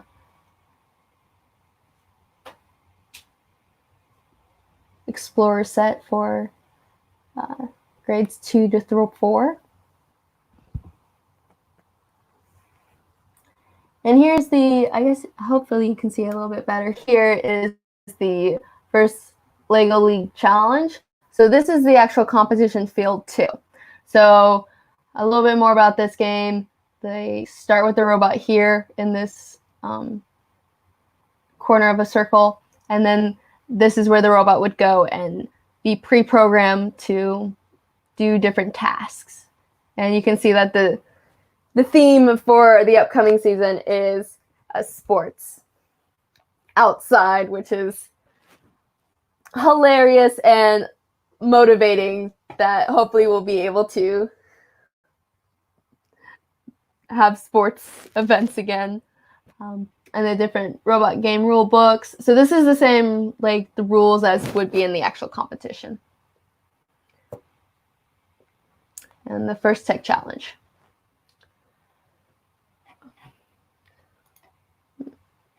And so if you click on each one, it's a little bit more in-depth on getting the We Do education, and then you do get the build guides on how to build each robot.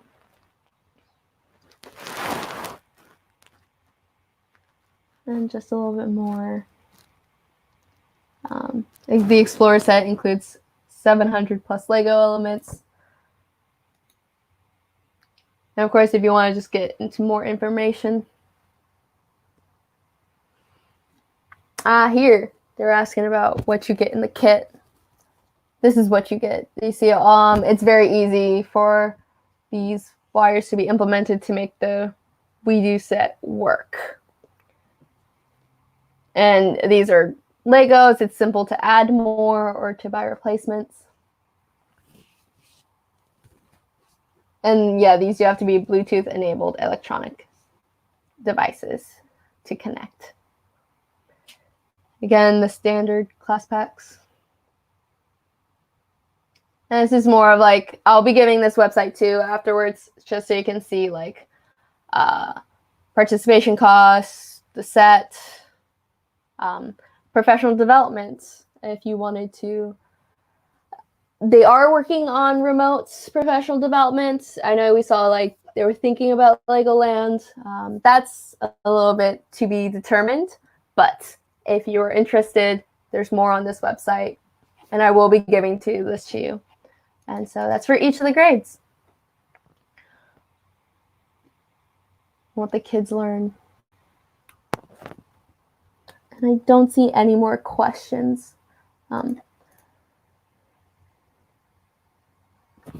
Then we'll go ahead and take a break. In 10 minutes, we're going to actually have our guest speaker come on, Daish, and she is first partnered.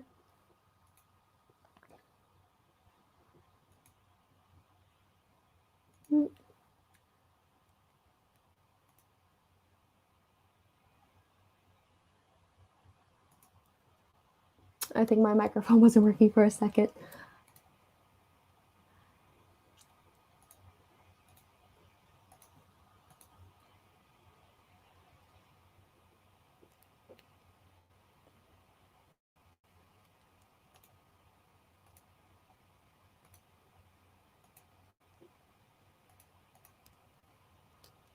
Okay. We'll go ahead, take a break. Our program delivery partner, Daish, of the West Florida region. So she is the exact person you want to talk to if you really are thinking about creating, implementing FIRST into your school. We'll be right back, and we'll bring her on, and she'll be able to present to you guys more information on FIRST LEGO League and the replay season. Go ahead and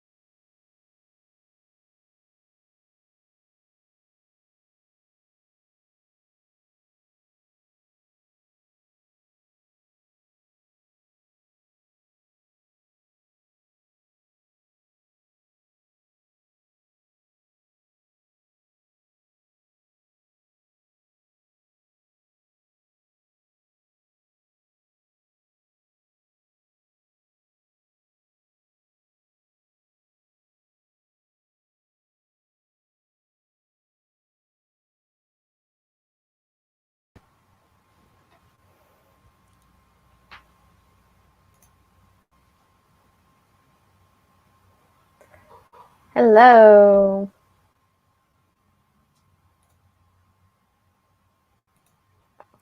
So next we have up is a guest speaker. So I'm holding my camera if you can't tell because I've been having so much trouble with it.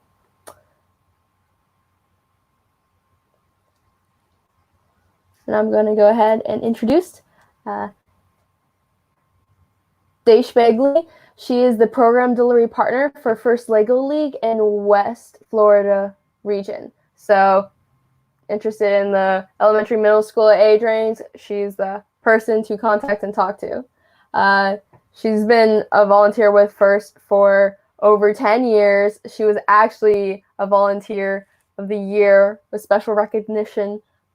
She's been such a great help in Florida with promoting FIRST. So I'm very happy that she was able to come on here and speak to you all. So I'm going to bring her up. And so, hi, Daesh. Hey, Marissa, can you hear me okay? Yes, I can hear you perfectly. Awesome.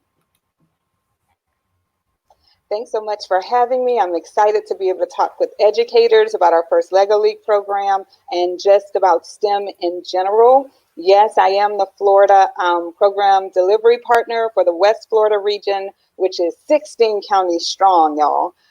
But I'm just excited that educators want to get kids engaged with robotics in general.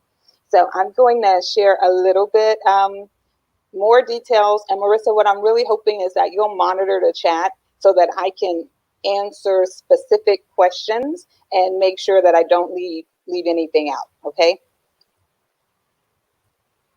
And Marissa is... Definitely. Okay, cool. Very good. We got a little bit of a lag, so if I seem a little strange, just know that I'm waiting to hear back from you. Cool beans. All right, I'm going to share my screen. As the program delivery partner for First Lego League, I have the wonderful opportunity of working with partners such as Hillsborough Community College, Suncoast Credit Union, SoftWorks, and AMRoC. So I am sharing my PowerPoint. Are you able to see that, Marissa? Yep, I just added it so that everyone else can see it too. Awesome. So thanks to our sponsors, and you guys are going to hear from another sponsor of ours on Friday. I think her name is Mirda. She has a 501c3 called Plungication. We work with Mosaic.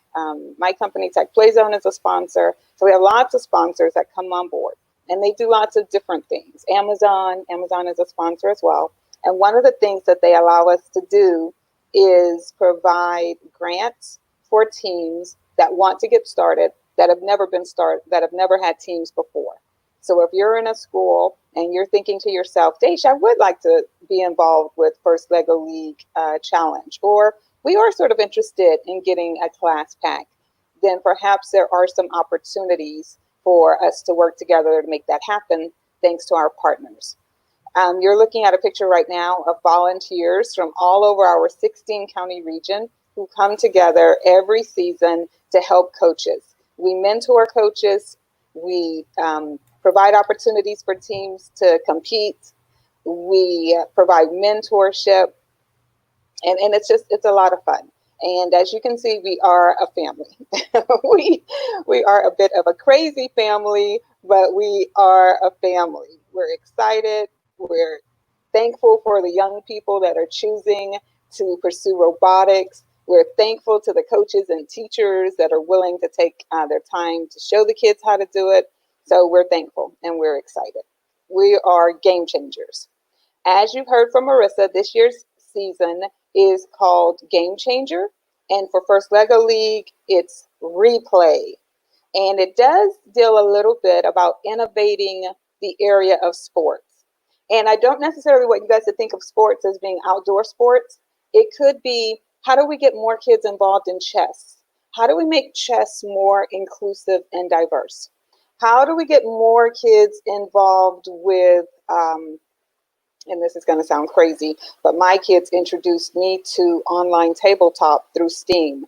So it was a way of playing board games through Steam so that families virtually could play together.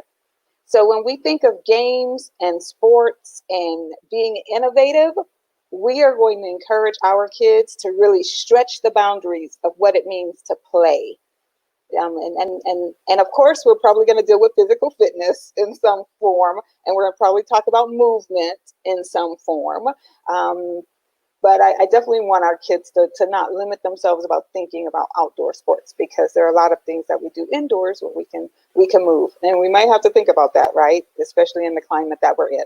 So I'm going to stop sharing for just a moment. I'm going to ask Marissa to share. Or Marissa, you tell me, do I have to stop sharing in order for you to play the teaser video? Nope, I got it all good. It's queued up. So we're going to go ahead and show that. This is our teaser video for the replay season for First Lego League Challenge.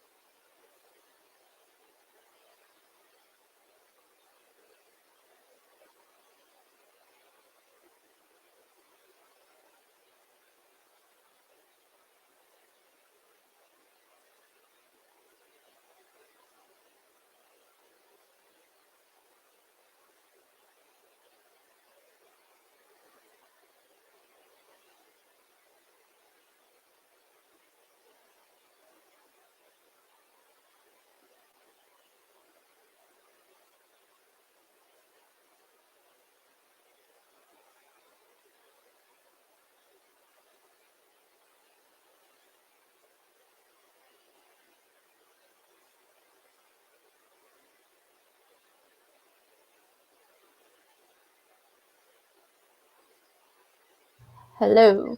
Okay. Hey.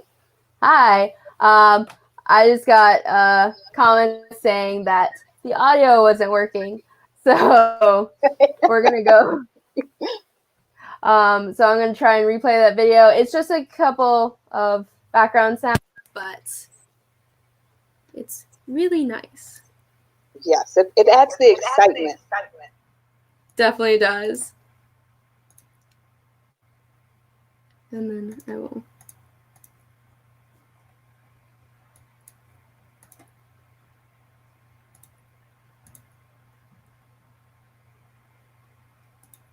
So while you're doing that, I'll just give a little explanation. It's a teaser of the game. That's what it is. So every year we have a robot gaming. Teams have 2.5 minutes to complete as many challenges as they can. And so this just gives teams a preview of what that table is going to look like. And the actual announcement is made on August 4th.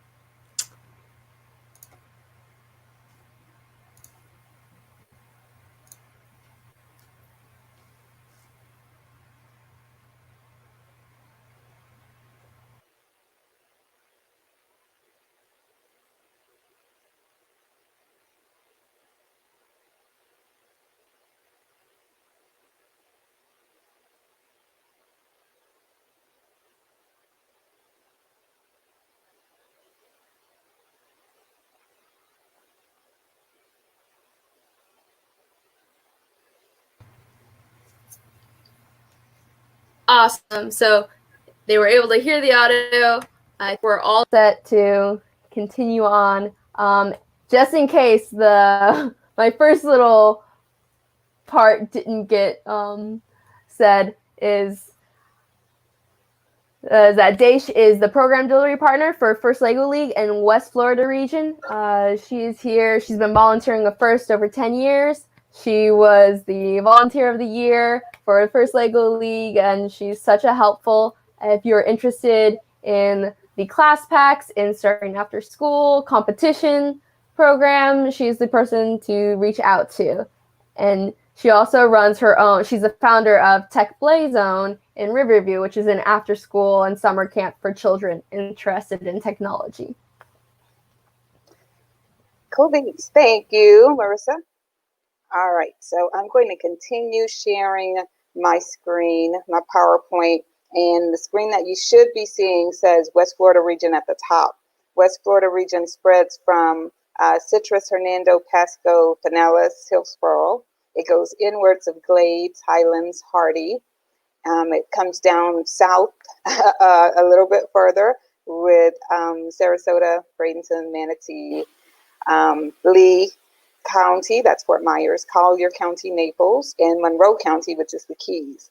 And so along with myself, we have a regional planning team of about 20 people, and we try to grow as many First Lego League teams as we possibly can because we believe in the model. We believe in the hands-on project-based learning that First Lego League offers. We love the fact that the kids are hooked into robotics using the Lego Mindstorms kit or the Lego Spike Prime kit. But then they're also asked to look at real world problems and come up with solutions for those problems. So when Marissa was talking about class packs and she said, you know, it doesn't necessarily matter which platform you use, you can still engage your kids with class packs. That's really because the big focus is on the real world problem. And I think I talked a little bit about that just a few moments ago, about how we can make sure that we're helping kids engage with being innovative around sports and games and movement. So in the West Florida region, what we do is we help provide our coaches with logistics about where events are going to take place. So where are we having training? What date, what time are we having training? And who would your point of contact be? So depending on what county you're in, so most of you are Hillsborough County, so that's either me or Rich Berglund or Ray Benson, who also resides in Hillsborough County. Locations for events, and we'll talk about this season, right? Because it might be a little different, but locations would be a local middle school, such as Stewart Middle Magnet. Perhaps we've been talking with AMRoC about having our kickoff at AMRoC University area. Typically, whoever thinks they can host an event for us and keep it within our budget, because we don't have much money, we try to go to those locations to have our events. So events, and especially Hillsborough Community College, right? Because I'm at Hillsborough Community College, so that's low-hanging fruit. Our engineering design workshop took place at the South Shore campus last year, but a lot of our events take place on the Brandon campus. So if you're interested in First Lego League Explorer, for example, a lot of our showcases take place at HCC Brandon campus near I-75. So we send you information about how to help your teams prepare. We send you links to training videos. We send you mission videos and score sheets, and then we help you with any applications that you're trying to run, especially the programming application, right? If you're a first-time coder and you feel a little bit hesitant about coding, I promise you there's tons of resources for helping our coaches learn to code. And even better, the young people will probably pick up on it far easier and they will begin sharing with you how to code. And I love it when the kids can teach the educators. It's fun. In the class pack environment, you can, I don't have a picture of class packs here, but when we look at the website in a few moments, that website that Marissa showed you guys, in the class pack environment, you can incorporate it into your existing curriculum. With the team model, where we're just competing, we're a competitive team, then that's something you can do before school, after school, or even during school. A lot of my robotics teachers find a way to incorporate First Lego League Challenge into their existing day. So for the 2021 season, we are looking at August through February. So in August, that's when the real details about the challenge are revealed. That's going to be August 4th. And for us, we're thinking August 22nd is when we're going to have our regional kickoff. So that means we will have some trainings, training dates organized. We're going to have some materials ready to share with coaches and educators by August 22nd. In Hillsborough County, we're expecting to be back in school in some form or fashion August 10th. And so our region has already started building what we call DIY robot sanitation kits. So the DIY robot sanitation kits, we are going to videotape how we're building those, and we're going to have the specs and the videos ready for teachers and coaches that might want to know how can they sanitize their Lego parts, their Lego pieces, their Lego robot using ultraviolet light. So if you can imagine a Rubbermaid tote, if you can think of ultraviolet light being on the lid of that tote, and the tote secures nicely, and you plug in the lights, and we need some kind of mechanism where you can't open the lid until the lights go off. We need some kind of fail-safe there, and that's what our team is working on. But that's one of the barriers that we've already thought about. How do we keep those Lego parts sanitized so that multiple kids can use it? And it would be like a 5-minute sanitation process. And of course, we have alcohol wipes, and we've thought over and over again about how do we keep our Lego parts clean. The big EV3, the one that you see in the picture that our head referee is sort of leaning over and trying to grab, that thing wipes down easily with alcohol on a little cotton swab. So that's what we're doing at camp this week. We have our swabs, we spray our alcohol, 70% alcohol on the swab, and we just wipe off the microprocessor, the EV3. I'm not worried about that part. It's those other little Lego parts that we want to make sure are nice and clean for our kids. So we're going to have kickoff, we're going to have training, we're going to have practices, we're going to have tournaments. The question becomes, how are we going to deliver those events?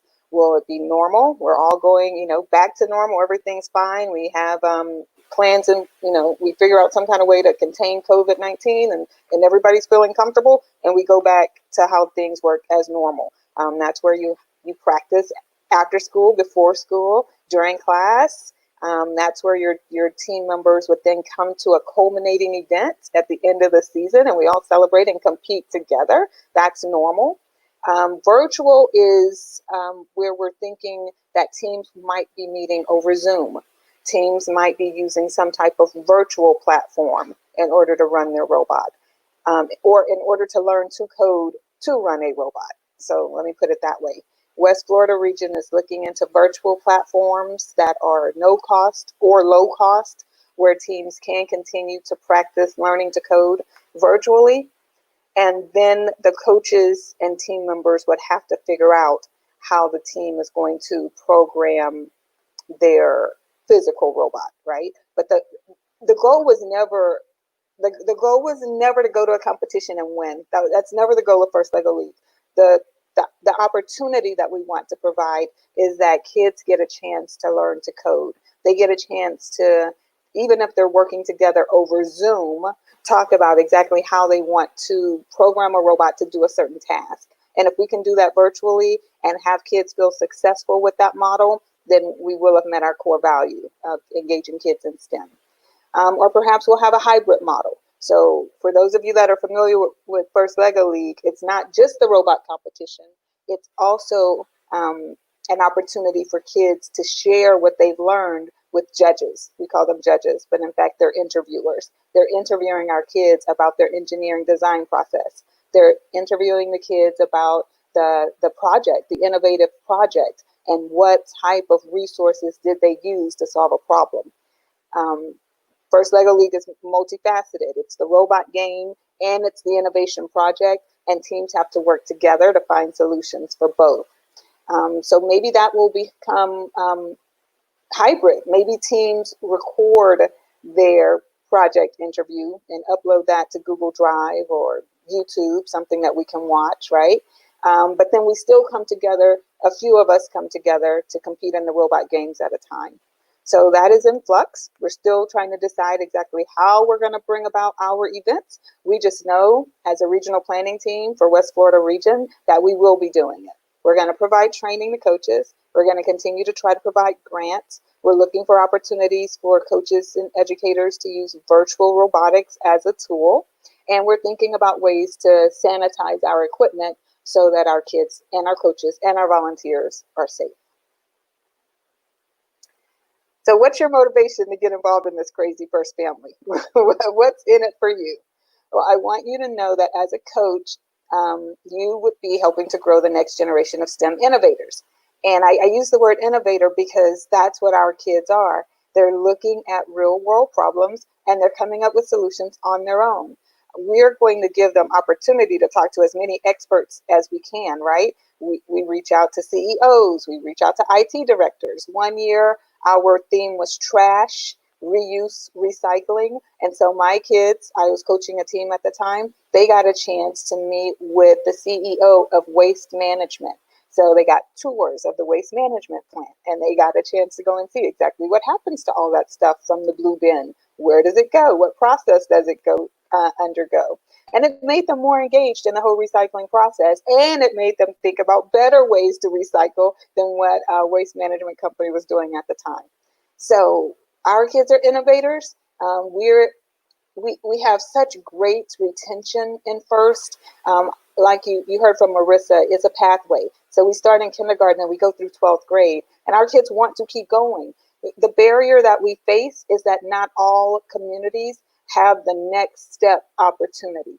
So my kids who participated in Explorer, in kindergarten, first grade, second grade, and now they're going into third and fourth grade, but there's not a challenge. There's not First Lego League Challenge. Or I have kids that are participating in First Lego League Challenge, but they can't go on to do First Tech Challenge or First Robotics Competition.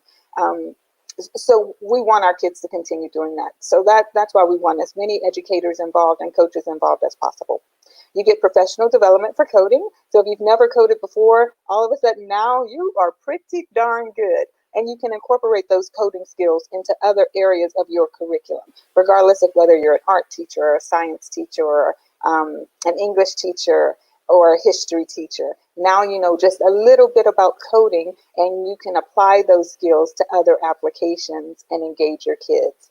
You will be joining a fun FIRST family, and we are fun. We pride ourselves on that.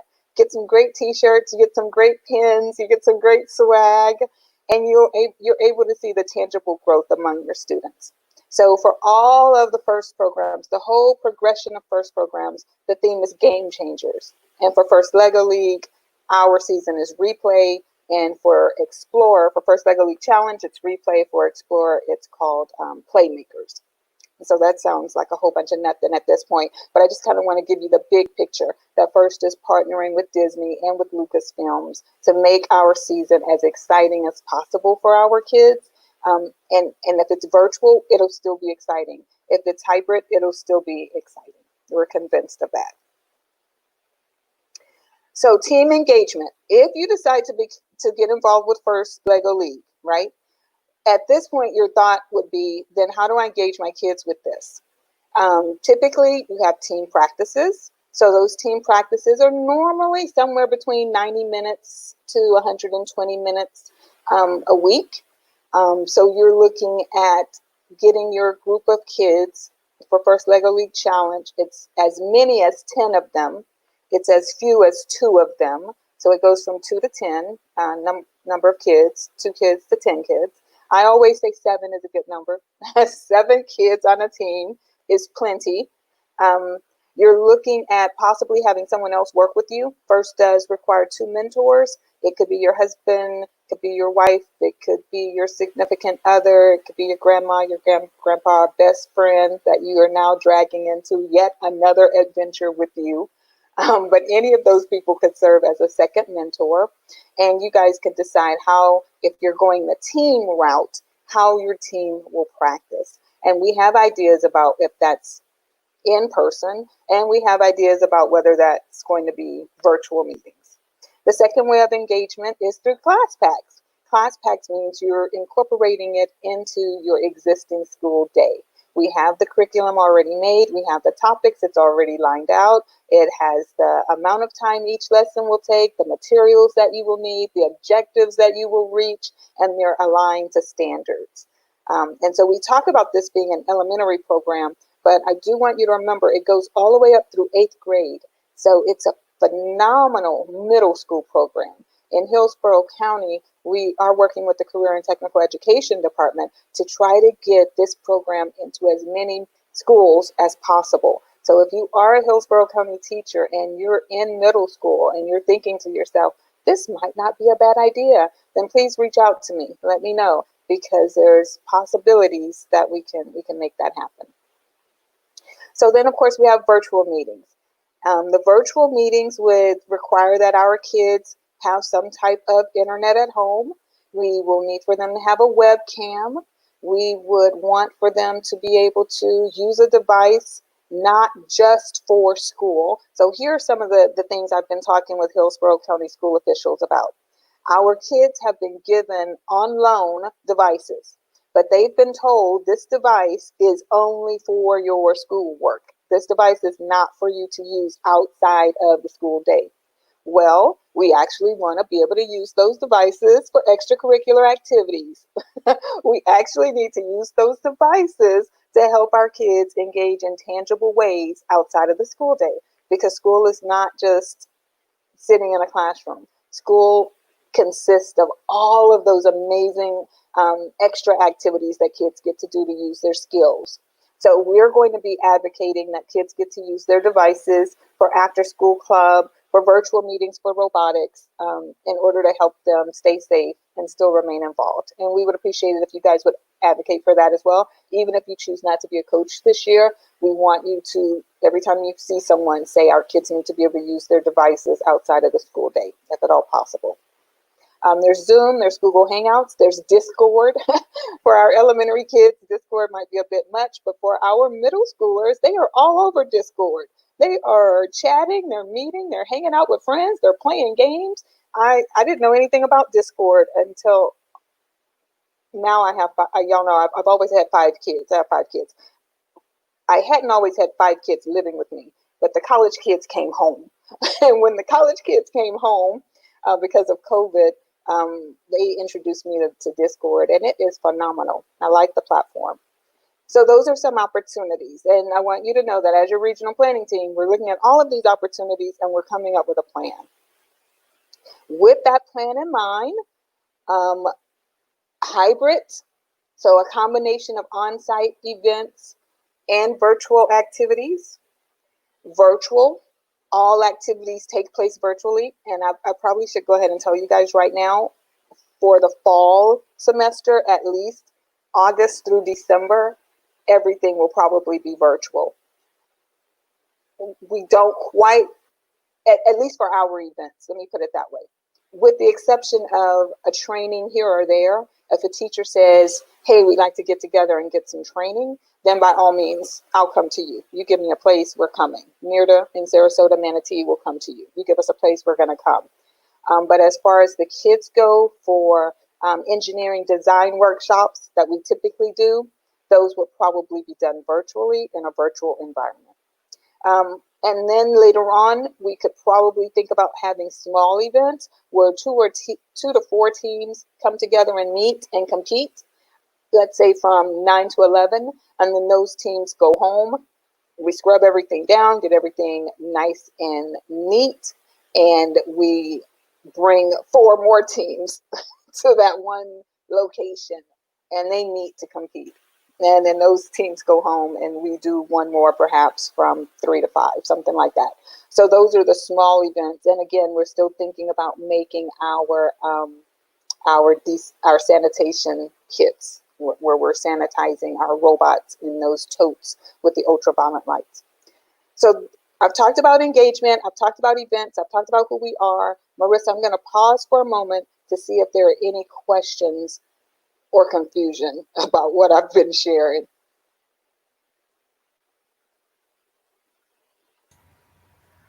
Well, there hasn't been any questions so far. So, okay. People have been mostly listening. Okay. I will keep going. Do you have something you want to add, Marissa, before I keep going? No, I love this. Jose just commented it's all good information, Deish. Okay, good. Good. So on this slide, you can see that we did have some virtual, we called it a tailgate party. So we came together, some of us in the region and some of the kids and the coaches. We wanted to see what it would be like if we got together on Zoom and had our own tailgate to watch the video teaser that first released back in March. And I gotta tell you guys, it was pretty engaging. I didn't know if it would be fun and exciting, but then I thought to myself, oh my gosh, we're first. Of course it's going to be fun and exciting. And it was really cool. So we watched the video together. We hypothesized about what some of the missions could be. We talked about our innovative project and which direction do we think First Lego League will go. I mean, because right now they're saying, playmakers and replay, and it sort of looks like sports. But FIRST always narrows it down just a little bit better. They give us a much clearer indication of what kids should be working on and what project they should present. And by the way, the project that kids present at an event, their presentation is 5 minutes. So it's a 5-minute presentation that the kids give, and then there's 5 minutes of Q&A. So even if we were doing this virtually, the kids would probably upload a video of some sort. And I've seen this video done multiple ways this summer because I've been asking existing teams to help me out and give me a demonstration of what it would look like. One group of kids socially distanced, and there was a parent that videotaped them, and they all sort of said their part, did their role, acted it out. Another group of kids videoed themselves separately, each person from their own home, their own location. And then one person on the team put the video together. So I thought that was pretty cool too. I know that our kids are going to come up with some phenomenal ways. I'm already expecting to see animation and stop motion videography. I'm expecting to see some cool things. But at the same time, we do want to interview the kids live. We want to hear from them. We want to see what they've been up to, and we want to give them that opportunity to be in the nervous situation of being interviewed. Because I got to tell you, most adults don't know how to answer a question. You ask them a question, you're expecting an answer, and they go all the way around in a circle without actually giving you the answer to your question. We show our young people how to interview, and they only have 5 minutes. So they have to get as much information into that 5 minutes so that the judges can fill out the rubric as much as they possibly can. So despite me not being concise right now, our kids learn how to be concise. They learn how to communicate. They learn how to become leaders. And when one of their little friends falters, when you're in that interview session and your teammate doesn't quite get the words out, those kids learn how to rise to the occasion and provide information to help their friends. It's phenomenal. I gotta tell you, it's an amazing experience, and we're gonna do that in Zoom. So Deish, my camera's acting up, but we did actually get Deborah in the chat saying she would like to start a program that's during the class day, and she has 5th graders, and they would like to use WeDo and purchasing kits. So some of you're on a roll, and I'll definitely connecting you guys. Awesome. Yes, we love the WeDo. WeDo is outstanding. My 5th graders, Deborah, I will say, might find it less than challenging. Spike Prime might be a little bit more challenging, but other than that, I love it. So at the end of this, I'll say we have some game-changing results. We communicate, we provide training, we give swag. When we do get a chance to come together, you have snacks. I provide donuts and coffee to the coaches when they come to our events. We have planned recognition where we recognize coaches of the year. We have random recognition where we just have raffles and we give things away. We have a ton of volunteer positions. So I know sometimes people say, oh, we just can't get enough volunteers. We can't get enough volunteers. That's typically not our region. Our events are organized, they're exciting, we have fun because our long-term volunteers become regional leaders. And I will tell you, we learned that from Terry. Terry taught us what it looks like to be a committed long-term volunteer who, even when things are not easy, you continue to work toward the goal. And you do it for the kids. You always do it for the kids. It's fun. We're excited, and we have organized events. We have a great time. So I'm going to stop sharing that particular screen and come back to you guys.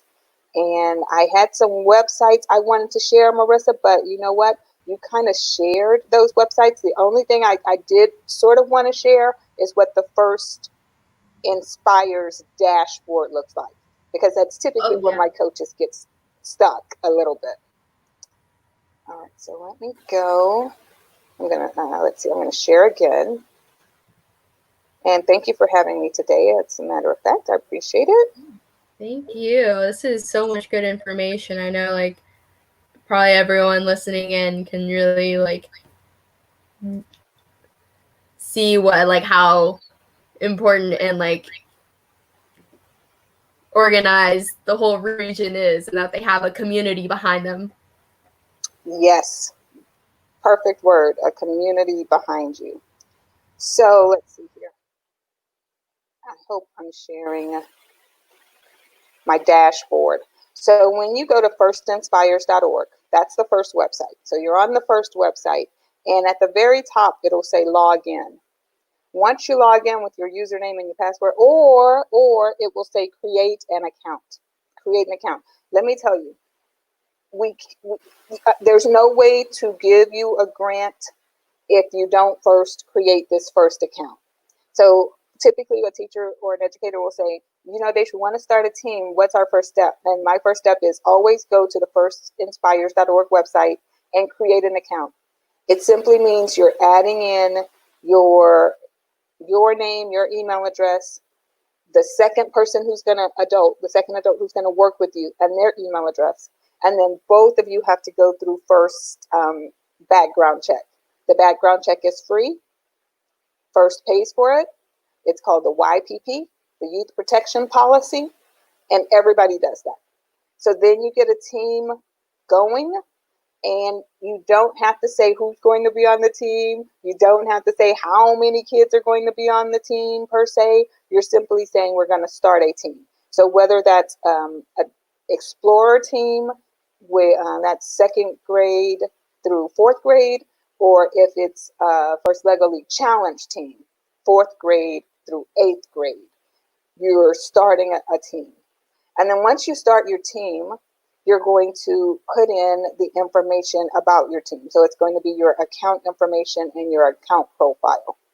And your account profile simply asks for your country and your zip code, your sales tax exemption status. So if your school has a sales tax number, which all schools in Hillsborough County do because we all use that same form, right? Then you are putting all of that information in, and you're uploading the sales tax form. Then you go on and you talk about your school or your organization. There's some information where it says what's the name of your school, where are you located, and then you put in your school info. So what are you trying to purchase?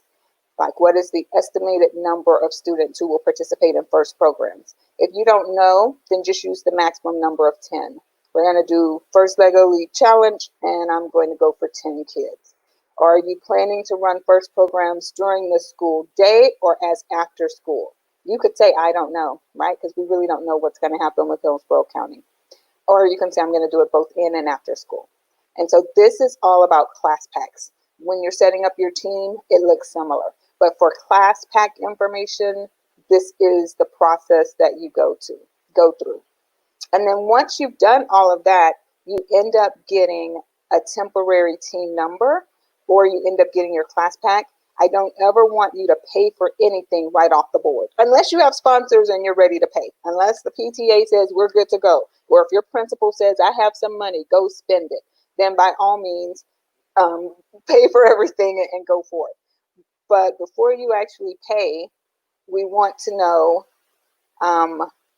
we want to help you decide what you're getting. So if you're getting a class pack for Explorer, then we're going to talk to you about the We Do kits. If you're getting a class pack for Challenge, First Lego League Challenge, then we're going to talk to you about Spike Prime or Mindstorms. We want to help stretch your budget as much as possible. Mind you, the class pack is for up to 30 kids, right? It's a class pack. Does that mean you have to purchase 30 robots? No, no. And this is what I liked about what Marissa was saying before. I recommend that you get Lego parts that match the class pack, at least one robot. But if you have other robotic systems, it all still falls in line. I'm not going to say you have to use the Lego brand. We wish you would, because it was made for that. But you got to go with what your budget has. Because this is what I've come across with my class packs. There are some schools in Hillsborough County where there are 45 robots sitting on a shelf in somebody's classroom not being used. And then there are other classrooms that have no robots. And so the teachers are hesitant about doing the class pack. If you let me know that you're interested in class packs but you don't have robots, then I'm going to the district on your behalf to try to figure out what we can do. We might not be able to get it. So for class pack, we recommend for every 3 students, you want 1 robot. And you're going to have to put some safety procedures in there as well about how to keep that robot clean if the kids are sharing. That's going to be a given. But for every 3 kids, you probably want 1 robot. So that's 30 kids. We need 10 robots in a classroom. 10 robots. The Spike Prime is costing about $450 once we include all the extra parts that we think you need. So that's about $4,500. So we're looking at $4,500 for your equipment if you're trying to get all of your kids to use the Lego robot. If you're saying, well, Daesh, I have these other robots, can I just use them? Then by all means, try to use what you already have. And then try to borrow from the district, from that school that's not using their robots and they're sitting on a shelf. Because we've done that method too. We've worked with school district personnel and worked with principals to say, hey, your school has them and you guys aren't using them. Can we borrow some for this semester and give them back? And schools have been cooperative. Lockhart Magnet School, very cooperative. Lomax, very cooperative. Burns Middle School has robots. I hope we get a teacher at Burns who wants to do robotics for First Lego League, because that would be awesome. Okay, so that's the dashboard. You would first create your account, and then from there we would talk about class packs. And this is the same exact website that Marissa shared. You guys, can I tell you what I think the biggest challenge will be for us this season? The biggest challenge, and I didn't talk about it in my PowerPoint, and I should have, it's going to be this table. This table is 4 by 8, 4 feet by 8 feet. It's made of wood. It's easy to make. Easy to make. It's easy to assemble this table. The question becomes, if our kids are not meeting together, how do they each work this particular challenge field? For a class pack, I'm sure you can do it, because the class pack isn't so much bent on the robotics competition. It's just not. Class pack is different. The robotics team, that model, the team competition model, we sort of need that table, because the robot needs to be able to run on that particular table. And so your kids, you're going to be trying to figure out, how can we get our kids to work on this table if our school district guidelines are very strict? I am prayerful. I'm prayerful that we're going to be in such great shape that the guidelines won't be so strict, and our kids can come together, 7 of them, socially distanced around the table and run the robot. I'm hopeful about that. And then for us, we're going to just ask you to videotape your mission runs. You're going to videotape your mission runs, and you're going to send that to us. And that's how we're going to do our robot competition. Because I told you things are probably going to be virtual this year, right? So we still got to figure out a way for the kids to run the robot on that table. And this table is it's going to be a barrier for some of my coaches, and we got to work on that. So I'm looking for ideas. Dave, we have a question of, I really like the community aspect of this. Do you have a platform or other way that different teams in the same region share what they're working on? Tips, tricks, or best practices? Yes, I'm so glad you said that. FIRST has come out with what's called a showcase model, and it is virtual. It is password protected, and it's only for coaches and kids, and it's called a showcase. And when you register your team, you get access to that virtual showcase so that teams can come together and collaborate and discuss and see what each other are doing.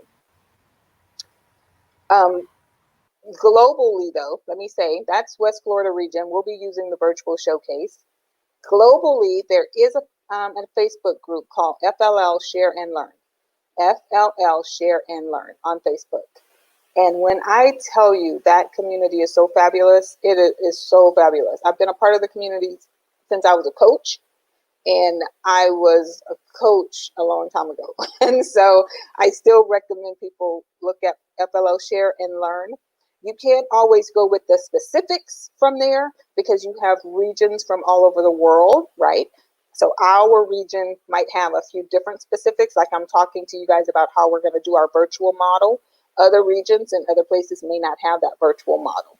But as far as community and best practices and resources and how do I get my kids to have better teamwork and how do I do classroom management and what did you guys think about this? FLL Share and Learn is perfect. For us, we're going to have a virtual showcase. I can't just put my kids on Facebook.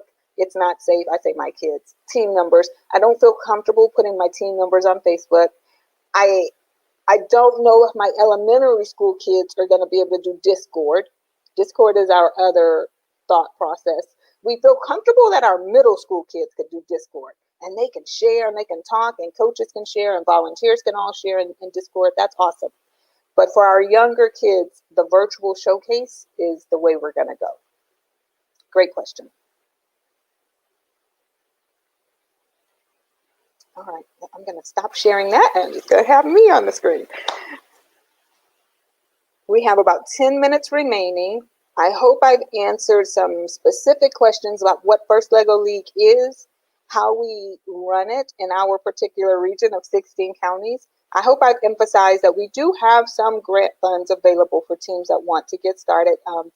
Even last year at the last minute, we got opportunities from Mosaic to start teams. And I started scrambling. Who are my educators? Where are they? Who can I get to take this money and start a team? And we're still doing that now. I'm sure Mosaic is going to partner with us to have teams. Suncoast Credit Union, SoftWorks. Well, they like me. I was Volunteer of the Year after all. I work hard. And they like our region. They know that we work hard for the kids. So if someone really did want to start a team or get first into the school, what would be their first steps? The first steps would be to email, and this is suncoastfll@gmail.com. So that's the first step. Email me. And once you email me at suncoastfll@gmail.com, I'm probably going to tell you the next step, which I've sort of already said, and that's going to be to create that account on firstinspires.org. And after you've created the account on firstinspires.org, I'm assuming if you're starting this team in your school, you have to get administrator approval. So you're going to talk to your principal and you'll say, hey, I've talked to Daesh. She has some funding. I've started the process of trying to get that funding. Can we get your go-ahead? The administrator says, yes, of course. You have my go-ahead. You're doing something for the kids. Let's do this. From there, I'm going to register your team, and I'm going to pay for one robot. And I'm not talking class packs at this point. I'm talking a team, because you said team, right, Marissa? Team. A team is up to 10 kids. So just remember that. I'm talking the team model for First Lego League Challenge, or 6 kids if we're talking about Explorer. Yep. Okay, so if it's Explorer, it's 6 kids, and that funding comes from SoftWorks, so we thank them for that. And then I will register your team and I will get you 1 robot. From there, you're working to decide, how are we going to meet? How are we going to have our engagement with our team? How do we even decide which kids can be on the team? This is a whole nother conversation, y'all, because you know how we always talk about inclusion and diversity. Well, we got to figure out how to help our kids who don't have great internet, who may not have a webcam, who may not be able to, I don't even know, you know, it's so many more things. Before, we used to think about, how do we get the child to the event? And their parents can't drive them, and mom doesn't have time, and dad is whatever. Now I'm like, how do I get the child on the internet? How do I make sure that the child can engage with their team? It's a whole new set of concerns. But you're trying to find kids that are able to engage virtually. It's going to be a must. And then from there, you get your training, because in August we start with a kickoff, then we start with training, and we send you all the information that you need to know to come to our events, virtual or otherwise. And so that's how you start. You contact me, you create that account on FIRST, you talk to your administrator, you allow me to register your team, because you've created that account on FIRST. I'm always the admin. So I'm the admin. I use the funds we have from our sponsors. I register your team. I get you your equipment. And as long as your team is actively participating, and you know, teams change year to year, different kids, whatever. But as long as you are actively participating in our First Lego League region, then you keep the equipment. The minute you decide, okay, this was great, but now we're moving, and no one else at the school wants to engage like that, but hopefully you've trained some people, right? Hopefully you are so excited that your people see you and they're like, "Ooh, what's she up to? What do you up to? I want to be a part of that." So hopefully you've gotten some more people involved, and they keep the robot. But if not, then I get the robot, and we pass it on to another school that can use it. It's a relationship. The robot is on loan as long as you're engaging in the region. So we have a question about, are the grant funds only available to teams, or are there any options for schools, Right. for the school class packs? Right. We get opportunities for grants for class packs. In fact, we literally just had one. Amazon Future Engineer was offering grants. The deadline was June 25th. Luckily for us, we have a great resource at FIRST. She lives locally. Libby is the director of education, and she knows when grant funds become available. And as soon as they become available, she lets us know, and then we pass the word on. I will tell you guys, and this is me putting on my program development partner hat, that June 25th deadline, the class pack option from Amazon, I reached out to Citrus County. Citrus County has Title I schools. Citrus County does not have any First Lego League engagement at all. And so I reached out to them and I said, I need you guys to form some teams and we need to apply for this grant. So from my perspective, sometimes I have to look at where we need to grow the most. And that's how I make the decisions about who I tell. But if you reach out to me and I know of an opportunity, like Collins Aerospace has opportunities for teams right now, then I'm going to tell you, yeah, we need to go after the Collins Aerospace money. They have money for us. FPL has money for us. Now that doesn't really work for us because we're TICO, right? But for my counties in Fort Myers and Collier, Naples, they can get FPL money. So I'm telling their teachers about those grant funds. So there are opportunities to get monies for class packs, but when they come up, if I know you're interested, I will let you know. But in Hillsborough County, I dare say, if you're a career and technical education program, a magnet school, let me know, because I think we have some in. And I have not met our new superintendent yet, Addison Davis, but I plan to. And I hope he'll become a fan of FIRST and really want to have more opportunities.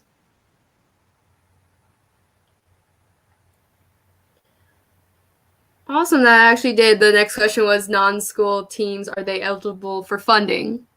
Yes, non-school teams are eligible for funding, especially in areas where I do not have engagement. especially in communities where kids don't have as many opportunities. We have funds. Charter schools, private schools, community teams. So non-school teams are called community teams. And we have funds for community teams as long as we're looking at areas in which opportunities, we need to expand opportunities, put it that way. So we have another question. Can you do class packs and have a competition team at the same time? You sure can. You can. You can do a class pack, and then additionally, you have to register a team. Absolutely.